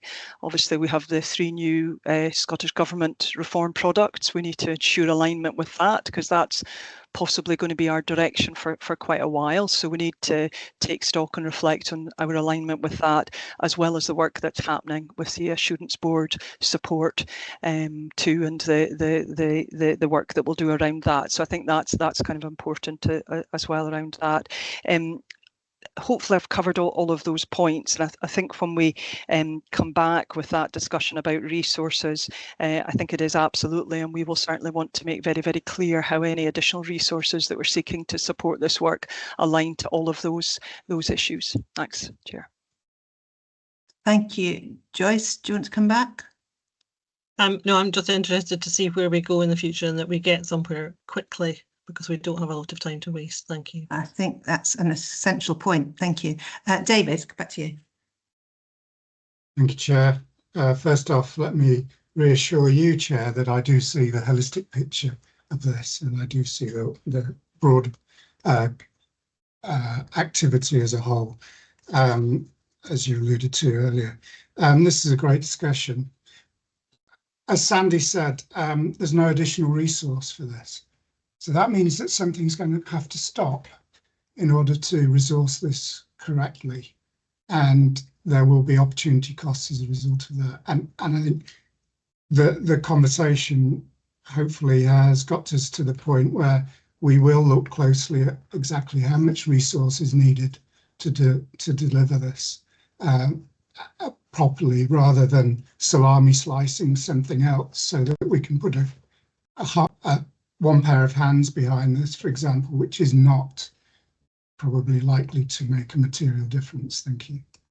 Thank you, David. That's an important point. Thanks for making that as well. And I think the key to it is the point that Adam made earlier about the savings that we are recognising in the finance report will only take us so far, and to actually make the difference across the system, we need that transformation point as well. This is a model of transformation. It is. I was really taken by the enablers, actually recognising what we need to make that change, make that transformation, and actually being able to hone down on that in any programme that we have going forward, to make sure we are looking at the key things in the right detail to be able to take things forward. And also the other point as well is, something that we can work with other partners on. I think that co-design collaboration element is something that we need to pick up on and make sure we are working with others. And the other point that I picked up was in the bit about equality and diversity, and it talked there about we're working with communities. So that's fine. I mean, I would think that we need a bit more targeting look at how we cover the equality and diversity aspect of it, because the way it's written at the moment about working with communities, there's questions about which communities where and all the issues around with that as well. So I think we need to hone that down, but perhaps the worker in the through the Population Health Committee will help with that as well.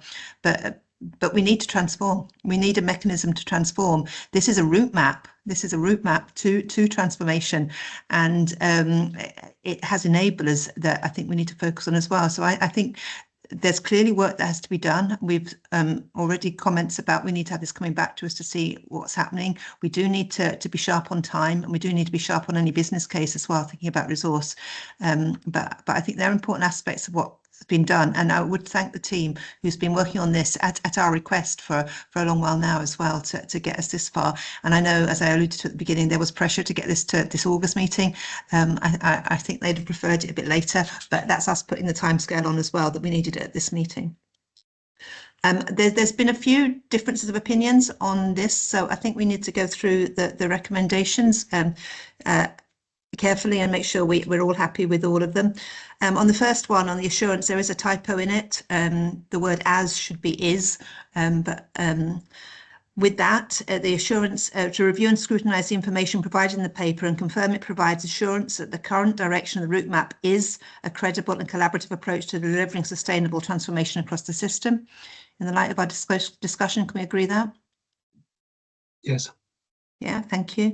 Endorse, support the continued development and application of the model of change, including its use in live settings to test, spread and embed new ways of working. Yeah, with that, thank you. Thirdly, endorse the route map's role in mitigating strategic risks. I see no nods, no disagreement, so thank you. I think we maybe had different opinions on this one. Endorse the route map's alignment with national frameworks that OIP, PHF and SRF and the Scottish Government's renewal priorities. Are we happy to endorse that alignment that's there in place? Yeah. Yeah, thank you. And endorse the intention to strengthen whole system collaboration by leveraging existing strategic forums such as the North East Population Health Alliance and community planning partnerships. Yeah. We've addressed that in the conversation, haven't we? Thank you. And the decision that we're asked to make here to agree that additional dedicated capacity is required to accelerate delivery and sustain progress, and that this resource requirement should be considered by the Assurance Board. Are we happy with that decision? Yeah. Agree. Hold on, I think there was discussion that it might need to come back to the board. Which is why I've gone through this individually, Mark, for exactly that point. Sorry, there's timings with that, whether it comes back to the board anyway, or whether it needs to come back to the board before it goes to the Assurance Board. I suppose that's the question here, that the decision that we've got here is to agree that we need additional dedicated capacity to accelerate delivery and sustain progress. I think everyone said that it's obvious new capacity is needed. The second part of the decision was that this resource requirement should be considered by the Assurance Board. That's maybe the bit that we need to talk about. Mark. Yeah, I think I'm returning to Adam's point, the fact that NHS Grampian Board is still in making decisions around these things, and I think that is where it should come back to first of all before it goes anywhere else, and some idea of what that additional capacity is, if that's possible. That would be very difficult to quantify. Thanks. Okay, so have a business case and targeted work to us first before it goes somewhere else. Bear in mind the point that Joyce made about timings as well. We keep that one in our minds as well. Joyce. Yeah, I think it might be able to go to one of the committees if that's appropriate, possibly PAFIC, if that's quicker than coming back to the board. But I do think it needs oversight prior to being agreed, given the discussions that we've had. Okay, thank you. I'll just take the comments first. David, please. Thank you. I see John's got his hand raised. Maybe he's going to say this, but I'd like to see something around operationalising, as John raised. Okay, thank you. And John? Yeah, I think on terms of the endorsements, and I know this is maybe being a bit pedantic, but I think it's because this is such an important report and because it's got real potential for something different, I'd be more comfortable than saying we're endorsing it as it is to be able to make all those alignments, etc., is to endorse the real potential of the report with further development to provide those things. I think that reinforces that it will come back. And I'm raising that not to doubt the people who are around it, but it's Joyce's point, which built on what I was saying, is some of us have been here on a number of occasions and it hasn't got that traction. And so I think our role as board members on this is to be aware of that and to therefore say that we need that assurance to come back. So sorry if that's a bit pedantic, and I realise I might be a lone voice on that, but I'd be more comfortable if it was minuted as recommendations that we endorse the real potential of the route map as provided to us to achieve the various things. Yeah, all right. I'm looking back at the ones we've just endorsed because I thought we'd agreed those, I thought we'd got beyond those. But the endorse, the second one, in which says the endorse the route map's role in mitigating strategic risks. Would we want to rephrase that maybe, or would a suggestion be from what you've said, John, endorse the potential of the route map for mitigating strategic risks? Would that be the place to put that? And it is on each of those endorsement ones, and I'm sorry to be a bit pedantic, but I think it is just to make sure that something will come back and further develop this. We need to say that as well. We do need to put in that it's going to come back. We've agreed to do that, so we will put that somewhere. But Sarah, do you want to come in with advice about how to do this wording? Yeah, I think the decision recommendation needs reworded to be that you note that additional capacity is required to accelerate delivery and progress, and that a future report will come back describing how that capacity is going to be resourced and what it will prioritise, what it will focus on. to be honest, it's not the board's decision how resource is funded and what it works on. That's an operational decision. So what you're saying is we note and agree with your analysis that you need operational capacity to do this, and we want more information about what that capacity is. But the board doesn't get to decide how capacity is allocated in NHS Grampian. It sets the priorities, which is what you are doing by saying we agree that this piece of work is important. Yeah, and that's what the endorsements are all about. That's the importance of the endorsements. So it's not a decision for the board to take. It's a noting thing. Okay. We note that additional capacity is required to accelerate delivery of sustained progress, and that a future report will come back detailing the resource requirement. Is that where we are with that? Bring Stephen in first, since it's indicating. Stephen. Yeah, thanks, Chair. Sorry to prolong this. I find myself struggling with John's proposal to amend every one of the endorse recommendations to in my view, merely reference the potential of it. If we have a clear additional recommendation that clarifies the mechanism that it will come back either via a board committee, as Joyce suggests, or via back to this board, then that's fine. I don't think we should be in my view, and apologies for the clumsy language, but dilute the recommendations about the endorsement. I think this is too important, and actually, I think the discussion's been helpful. And yes, of course, we're not. There are a variance of views, but in that spirit, that's why I'm positing that. Thank you. Yeah, I think the unifying factor is a report coming back. And I think that point that Sarah made about noting rather than agreeing maybe covers that as well with the report coming back. We need to decide whether that's enough in our changes, or because I thought we had run through the endorsed proposals anyway and hadn't had change at that point. Ian, please. Thanks, Alison. Just on the back of Sarah's comments about it being appropriate to note rather than agree that what's currently flagged up as a decision, does that relate to the second part of that as well, so that we would also be noting that this resource approach should be considered by the Assurance Board, or can we still agree that? And I would be welcome Sarah's guidance, Alison. Okay, I'll turn straight to Sarah. Thank you, Sarah. So I think that's one of those kind of operational behind the scenes discussions that needs to go on between the people that attend the Assurance Board and the Assurance Board itself, because there'll be lots of these kind of discussions about use of our funding and our people with the Assurance Board. So I'm not sure it's right to particularly pull out the delivery of the route map from the rest of the complex issues that we'll be speaking with the Assurance Board about. So you would just suggest noting that the additional dedicated capacity, and your suggestion would be that we have a future report and then leave it at that. Yes. Ian, would you be happy with that advice from Sarah?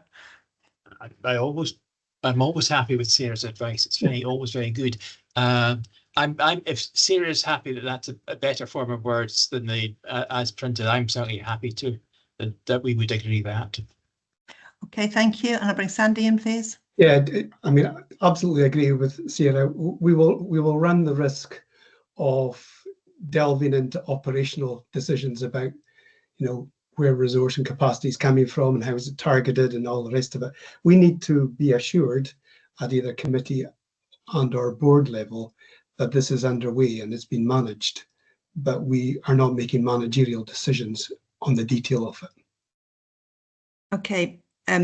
We have an extra, we hadn't been through all the recommendations before I started this conversation. The last one does say future reporting, request another report on the subject be brought back to the board the next quarter. I think the conversations we've had is maybe there's another place it needs to come back as well as that. And I think it was Joyce mentioned committees. Sarah, do you want to come back? Yes, so we don't spend too much more time trying to reword all of the recommendations.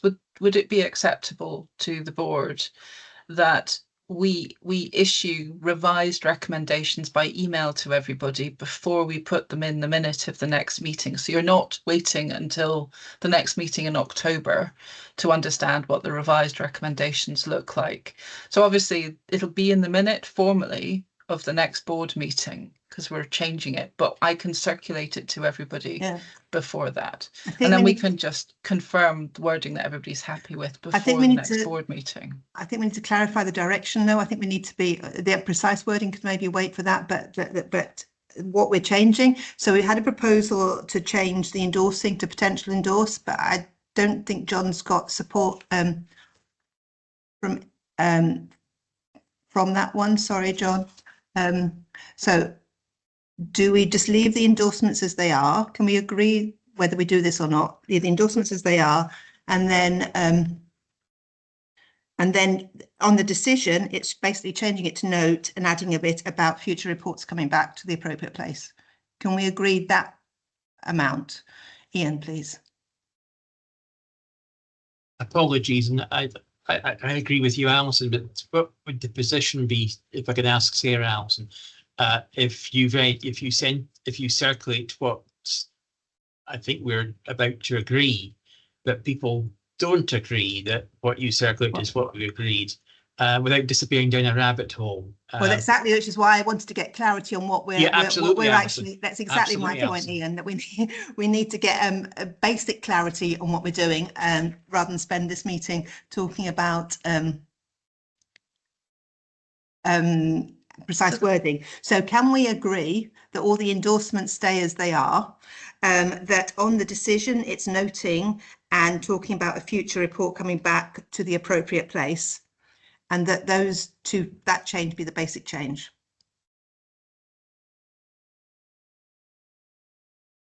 I can agree to that. Yes, I can agree to that. Yeah. You can agree to that. Can everyone agree? Can anyone speak to me if they don't agree to that? I agree to that. Okay, so the recommendations will be endorsements, the assurance endorsements be all they are, the decision change to note and add something into that sentence about future reports coming back to the appropriate place, as Sarah described, and then the future reporting to the board in Q4 as well, in the next quarter, sorry. With that, we've got the basic structure of the recommendations without getting hung up in the actual wording. So are we happy that that is our direction of travel? They're the recommendations we will agree. We agree. Not we will agree, we agree. Yeah. Okay, well, can I just say this has been a really good discussion, and thank you for everyone's contributions. I know it's taken us longer, but I think it's really important on these important topics to get to the right place. So thank you for the contributions. Thank you for the views expressed. And I think it's really healthy that we have had different views expressed. So really appreciate that as well. But hopefully that takes us to the place we need to be and gives the assurance that the right things are being worked through. So thank you. And thank you for Sarah's input on that one as well. Okay. So we know what we're doing now. I appreciate everyone. Thank you. So we'll move now on to the next item, which is the performance assurance framework. And I will pass to Alex, I think, to start this one. Alex. Hi, thanks, Chair. Obviously, we've been again on a little bit of a journey in regard to this one as well. So what we've done is we've brought you a kind of the skeleton report of what we would be looking to bring in future, so that you can see some of that detail. There is a seminar planned where we're going to go into this in a little bit more detail, but I just thought it'd be helpful to give you a little bit of a feel for where we've got to in relation to that. I also apologise that we haven't been able to take the iPark to Pathwick in advance of this. As I say, some of the timings have been a little bit out as we've kind of reacted to where we've got to in relation to some of these bits and pieces. So as I say, got it there before you just now. We're happy to take any questions on the actual content or the appendices. Thank you, Alex. And I believe we need to change the recommendation as well that you're putting forward here. Yeah, yes, we do need to change the recommendation slightly to respect the kind of the governance indicators that are in there as well. So what we want to do is to just kind of give the committees the opportunity to agree or otherwise to those good governance indicators come in. I'll get the source of words and we'll put that into the chat. Yeah, I think Sarah's just put it into the chat. Agree as drafts to be finalised by the relevant committee at its next meeting. The good governance indicators is the change. So it's going around committees as well for their discussion. Sandy, do you want to come in, please? Just briefly, just to say, very much endorse the direction of travel here, Chair. Our recent discussion at PAFIC, we were very much in agreement on the need to shift from activity tracking to demonstrating clear, measurable outcomes in relation to our performance. I think a much more sharper model will be really, really helpful. Fewer priorities. I suppose the important thing will be that process that Alex outlined. It's going back to PAFIC next month. It's going back to the board, and we'll have a discussion at the seminar. And it'll be really important for all of us to own the outcome of that process. The only issue I would raise, just as a slight flag, is that the sharper focus on priorities is really important, but there are also a vast number of other really important services that impact on the lives of the public. And I suppose we just need to seek assurance that there is sufficient leadership oversight and triggers in terms of escalation should performance cause concern in some of those that are not being reported through PAFIC, for example. So just to make sure that there are mechanisms in place to make sure that nothing is left behind in relation to performance that perhaps is a concern and needs to have a little bit more scrutiny and assurance. Yeah, thank you, Sandy. That's been a concern of mine recently as well, and we've got the seminar coming up in September, which we'll consider that very point as part of our seminar discussions. So we will have a time to work out an opportunity to work our thoughts around that one on the September the 11th seminar. So thanks for raising it here as well. Thank you, Adam, please. Yeah, thank you very much, Alison. So Sandy, I think that's the $64 million question, isn't it, that we're absolutely aware of and working on how we do that. So clearly in focusing to far less, we're trying to liberate some board time for focus. What we're really clear about is that all the teams that make up the construction of health and care still have their day-to-day delivery. And that's, as you say, crucial for the impact on the population of the North East. And so that's still crucial that happens, and it's crucial it happens to the right standard and quality and all those things. And so we are just trying to finesse that we achieve what we're trying to do by getting the focus without dropping something inadvertently in the back. So we're absolutely aware of it and just trying to finesse the model that achieves both aims. So we'll update you as we just figure that out. Thank you, Adam. Thank you. I can't see any other comments on this one. It's obviously something we will see in practice, and I think, as we see it in practice, we might finesse it and refine things still further. I think that's the key with these things, isn't it? But the basic model we've got in front of us, we're asked to endorse as draft to be finalised by the relevant committee at its next meeting, the good governance indicators to be reported to the board committees, and the revised how are we doing report structure as the basis for a more prioritised and outcome-focused approach to delivery and performance. Are we happy to endorse it on that basis? Yeah. So the recommendation. Thank you. And yeah, and as I said, we'll be discussing in September and beyond as well. So it'll be under constant refining, that one. Thank you. Item 11 then, the whistleblowing report. Alan, please. Yeah, thank you, Chair. So this is presenting the annual report. So this will be our fourth annual report since we've implemented the whistleblowing standards in 2021. So I've got Louise on the call who'll talk us through the key points within the report, and then I would like, obviously, Bert in his role as non-exec to comment or have the opportunity to comment on it, and then we can open it up, Alison. Thank you. Yeah, brilliant. Just before I do that, just would like to thank both Louise and Bert for their work on this over the last time as well, and the priority given to getting the process of whistleblowing right in NHS Grampian as well. So thank you for that. But Louise first, and then maybe Bert will come in afterwards. Thank you. Okay, thank you and good afternoon, board members. My name is Louise Ballantyne. I'm the Head of Engagement for NHS Grampian and currently lead around the operational aspects of whistleblowing. So as you can see, the report that's been supplied is our fourth annual report, as Alan has said. being brought to you today for assurance purposes to make sure that NHS Grampian is implementing the whistleblowing standards as expected.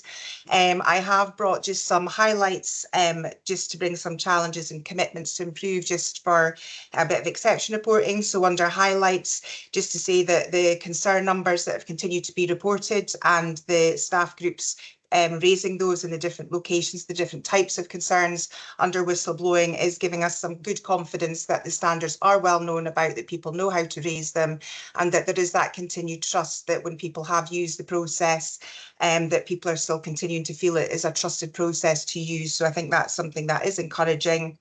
We can see that our numbers have continued to be about average, so we haven't had any peaks in any sort of peaks of high numbers of concerns being raised, or that they have been sort of reducing. We're averaging about 15 concerns per year over the last 4 years, with 18 this year and last year. So we very much have been quite consistent on what we've been seeing. In addition, a highlight has been our Speak Up Ambassador programme continues to go from strength to strength. This is something that we introduced in the 1st of November 2023, so almost 2 years ago. We started with 18 members of staff being trained externally to be able to provide a really good, comprehensive, supportive programme to staff who had concerns.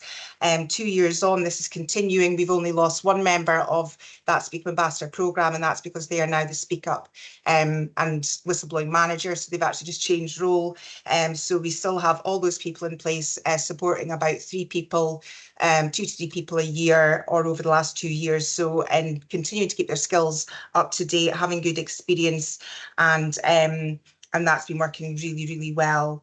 In addition to this, some of the challenges we face, we know, and you can see in the report, is the length of time it takes to respond to whistleblowing reports.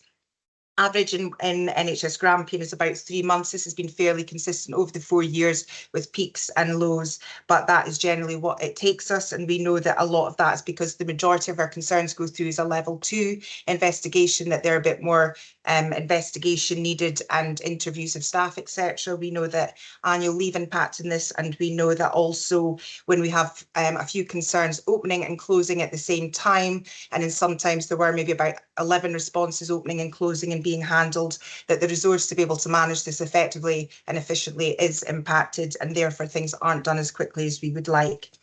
Other final challenge I'd want to bring to you is around the capacity that we have to make the improvements that we've wanted to, that we've highlighted. So again, these are areas that we need to look at how we can strengthen, which moves us on to what commitments we've made to improve for this year based on what I've just spoken about. One is that there has been resource identified to mean that we can more efficiently handle and coordinate the concerns.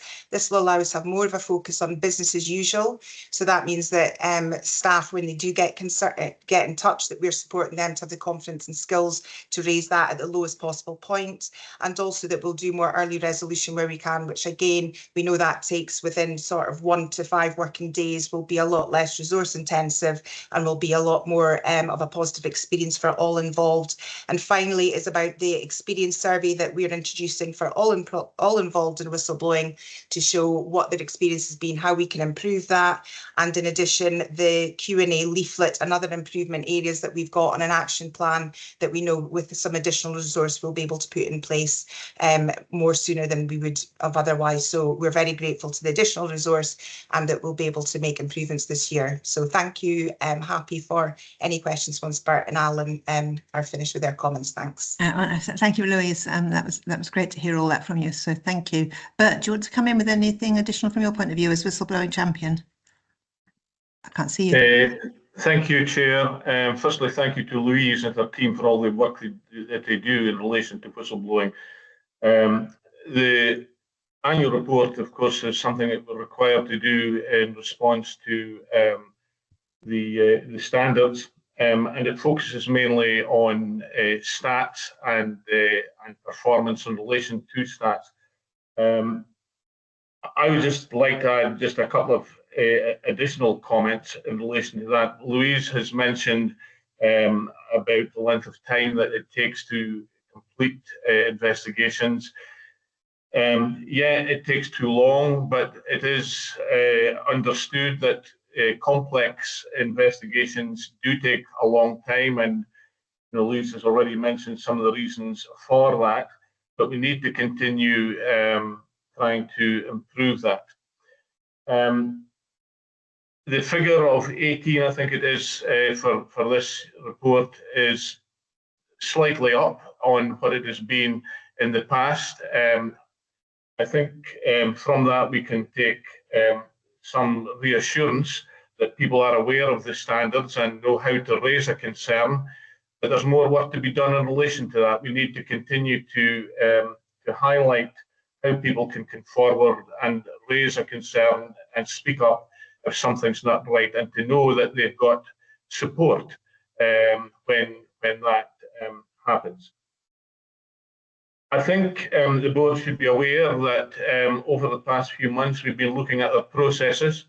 We've been looking at this very carefully and quite deeply over the past number of months, and I've been in conversation with Adam, with Alison as board chair, with Louise and with Alan about our processes. I think it is good practice to continually review where we are with things, and I think there's an opportunity for us to build on the work that we have been doing over the past 4 or 5 years, and I know that work is underway to identify opportunities to strengthen and enhance our approach to this.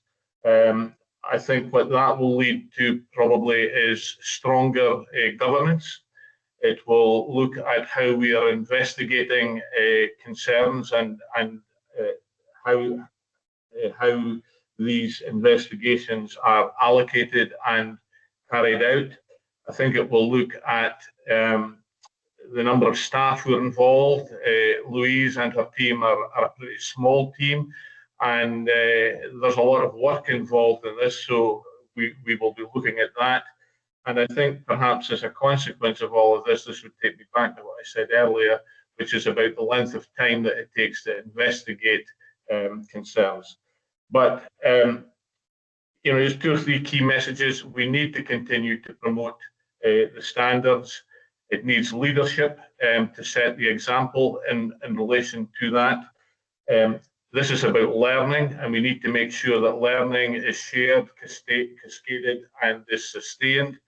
We need to make sure that staff are confident in the processes that are there. So I'll stop now, Chair, and again, happy to take any comments or questions. Thank you. No, thank you, Bert, and that's really helpful insights from you as well. Really appreciate that. Thanks to both you and Louise.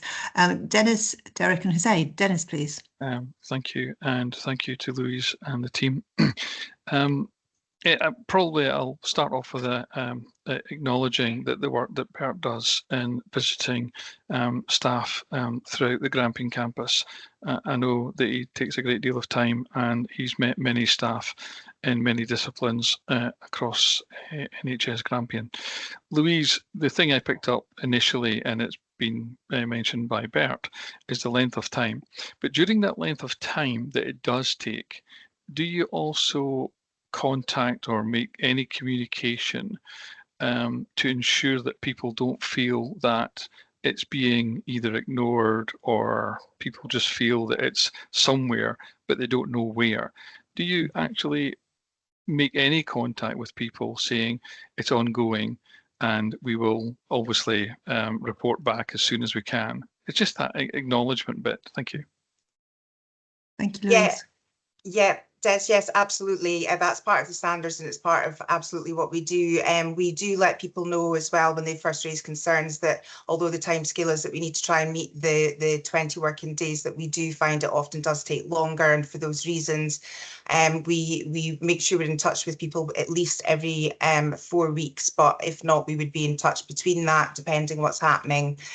So we would just make sure that they know we're here for anything in between. So yeah, the contact is continual and seems to work well for what people need, which is where we find, although people wish it was sooner or it's quicker, they feel like they've had really good support throughout. So that's been something that's been reported frequently. That's very good. Thanks for that assurance. Thank you. Thank you, Chair. Thank you, Dennis. Thank you, Louise. Derek, please. Thanks, Alison. A wee bit concerning that it says from the cases that were referred to the independent national whistleblowing officer. In the two concluded cases, the findings were that the investigations were not as robust as they should have been, and they found failings in the handling of the concerns. Now, Bert will be aware that through the Audit and Risk Committee, we've talked about fraud and investigations in fraud, and queried whether the investigations that we had were of an appropriate standard. So here we are again with something coming up about, are we robust enough in how we carry out investigations? Wonder if there's any comment on that. Thank you. Thank you. Alan wants to come in on that one, please. Alan. Yes, so as you've picked up, Derek, we've picked up as well between myself and Louise and Bert when we have our conversations, when we get the findings back, and through the work that Louise and Bert have explained, we're hoping that we'll get a better process in regards to the investigations and how we conduct them. But you're right to bring that up. The last two it's come back, we've been told that we need to do things a bit better. So hopefully when we come forward with the proposals, which we're bringing a paper to the Audit and Risk Committee, and there's one going to staff governance this month anyway, there'll be a bit more detail around that on what we're planning to do and how we're going to do that. So take it on board what you're saying, your concerns, Derek, and I would agree it needs looked at, but we have looked at it and we think we've got a more robust process going forward. Thank you, Alan. So, Derek, can you be assured that there's recognition, learning and response coming from what Alan's just said? Well, that certainly seems to be the case. Thanks, Alan. We did discuss in the past about possibly employing an investigations officer, somebody who was more used to investigations, but we will see what your report says when it comes up to committee. Thank you. Thank you, Derek. And Louise, finally. Sorry, just quickly, yes, the two cases that there had been failings, they were both around that the people we had used to do the investigations weren't seen as being independent enough by the INWO, which we felt that people were independent and they felt they were independent enough. It was during our second year of handling. Since then, we now have 5 independent investigators that we use, that we've gradually trained up and use for anything that's more serious at a senior level. So as a result of those errors in the early days, that we have now introduced independent investigators, and we find that that means even the more serious ones are dealt with a lot more quickly than they used to be in the initial sort of year or two. So that has made a big difference for us. Brilliant. That underlines the acknowledgement, learning and response aspect, doesn't it? Thank you very much, Louise, for emphasising that in that example. Thank you. Okay, I can't see anyone else indicating. So we're asked to endorse the Whistleblowing Annual Report 24-25 for submission to the Independent National Whistleblowing Officer and for publication on the board's whistleblowing webpage. Can we agree? Agreed. Brilliant, thank you. And finally, item 12, we have the approved committee forum and IGB minutes for noting. I'll just run through these and please can you indicate if you want to raise anything on any particular one. Firstly, the Audit and Risk Committee, 11th of March 25. The NHS Grampian Charity Committee, 28th of March 25. The Staff Governance Committee, 1st of May 25. The Catholic Committee, 28th of May 25. Population Health Committee, 2nd of May 25. So they're all noted. And then we move on to the forums. Area Clinical Forum, 7th of May 25. Sorry, Dennis. Just before you move on to the Area Clinical Forum, it's just in case board members are thinking there's maybe an omission that there's nothing from clinical governance. Clinical governance dates had to be changed in terms of their meeting, so therefore the minutes haven't been approved as the clinical governance actually meet next week. So therefore it's not an omission from the papers, it's just that we haven't met yet. Thank you. And thank you for the clarification around that, Dennis. That's helpful. So they'll come at the next board meeting. Thank you. So the forums, the Area Clinical Forum, 7th of May 25. The Grampian Area Partnership Forums, 15th of May and the 19th of June. Right, so they're both noted as well. Thank you. Then the IJBs, Aberdeen City IJB, the 13th of May 25. and the Aberdeenshire IJB 28th of May 25, and the Murray IJB 29th of May 25. I can see no comment on those, they're all noted as well. I haven't had any other business notified to me, so there's no other business for today's meeting. The date of the next meeting is the 9th of October 2025. So can we just record that day? And just to finish this meeting, can I just say we've overrun tremendously on this meeting, but I think we've done so because we've had some really good discussions, we've had really good scrutiny, and we've sought assurance on lots of matters as well. So I would thank everybody for their engagement throughout the papers, the contributions they've made, and the approach we've taken to the issues on this meeting, which obviously acknowledging the seriousness of our situation, and together collectively through our response, reaffirming our commitment to the development of NHS Grampian in that team approach, and working in partnership as well with our colleagues in partner organisations and across our communities. So thank you very much. Apologies for overrunning, but I think it's been really important we've done so. Those of us who are attending the closed board meeting, if I say 2:20, would that be all right for start that meeting at 2:20? That gives just under 40 minutes. Yeah, okay, so we'll gather, those at the closed meeting will gather at 2:20 for the closed meeting. Okay, thank you very much. Thank you.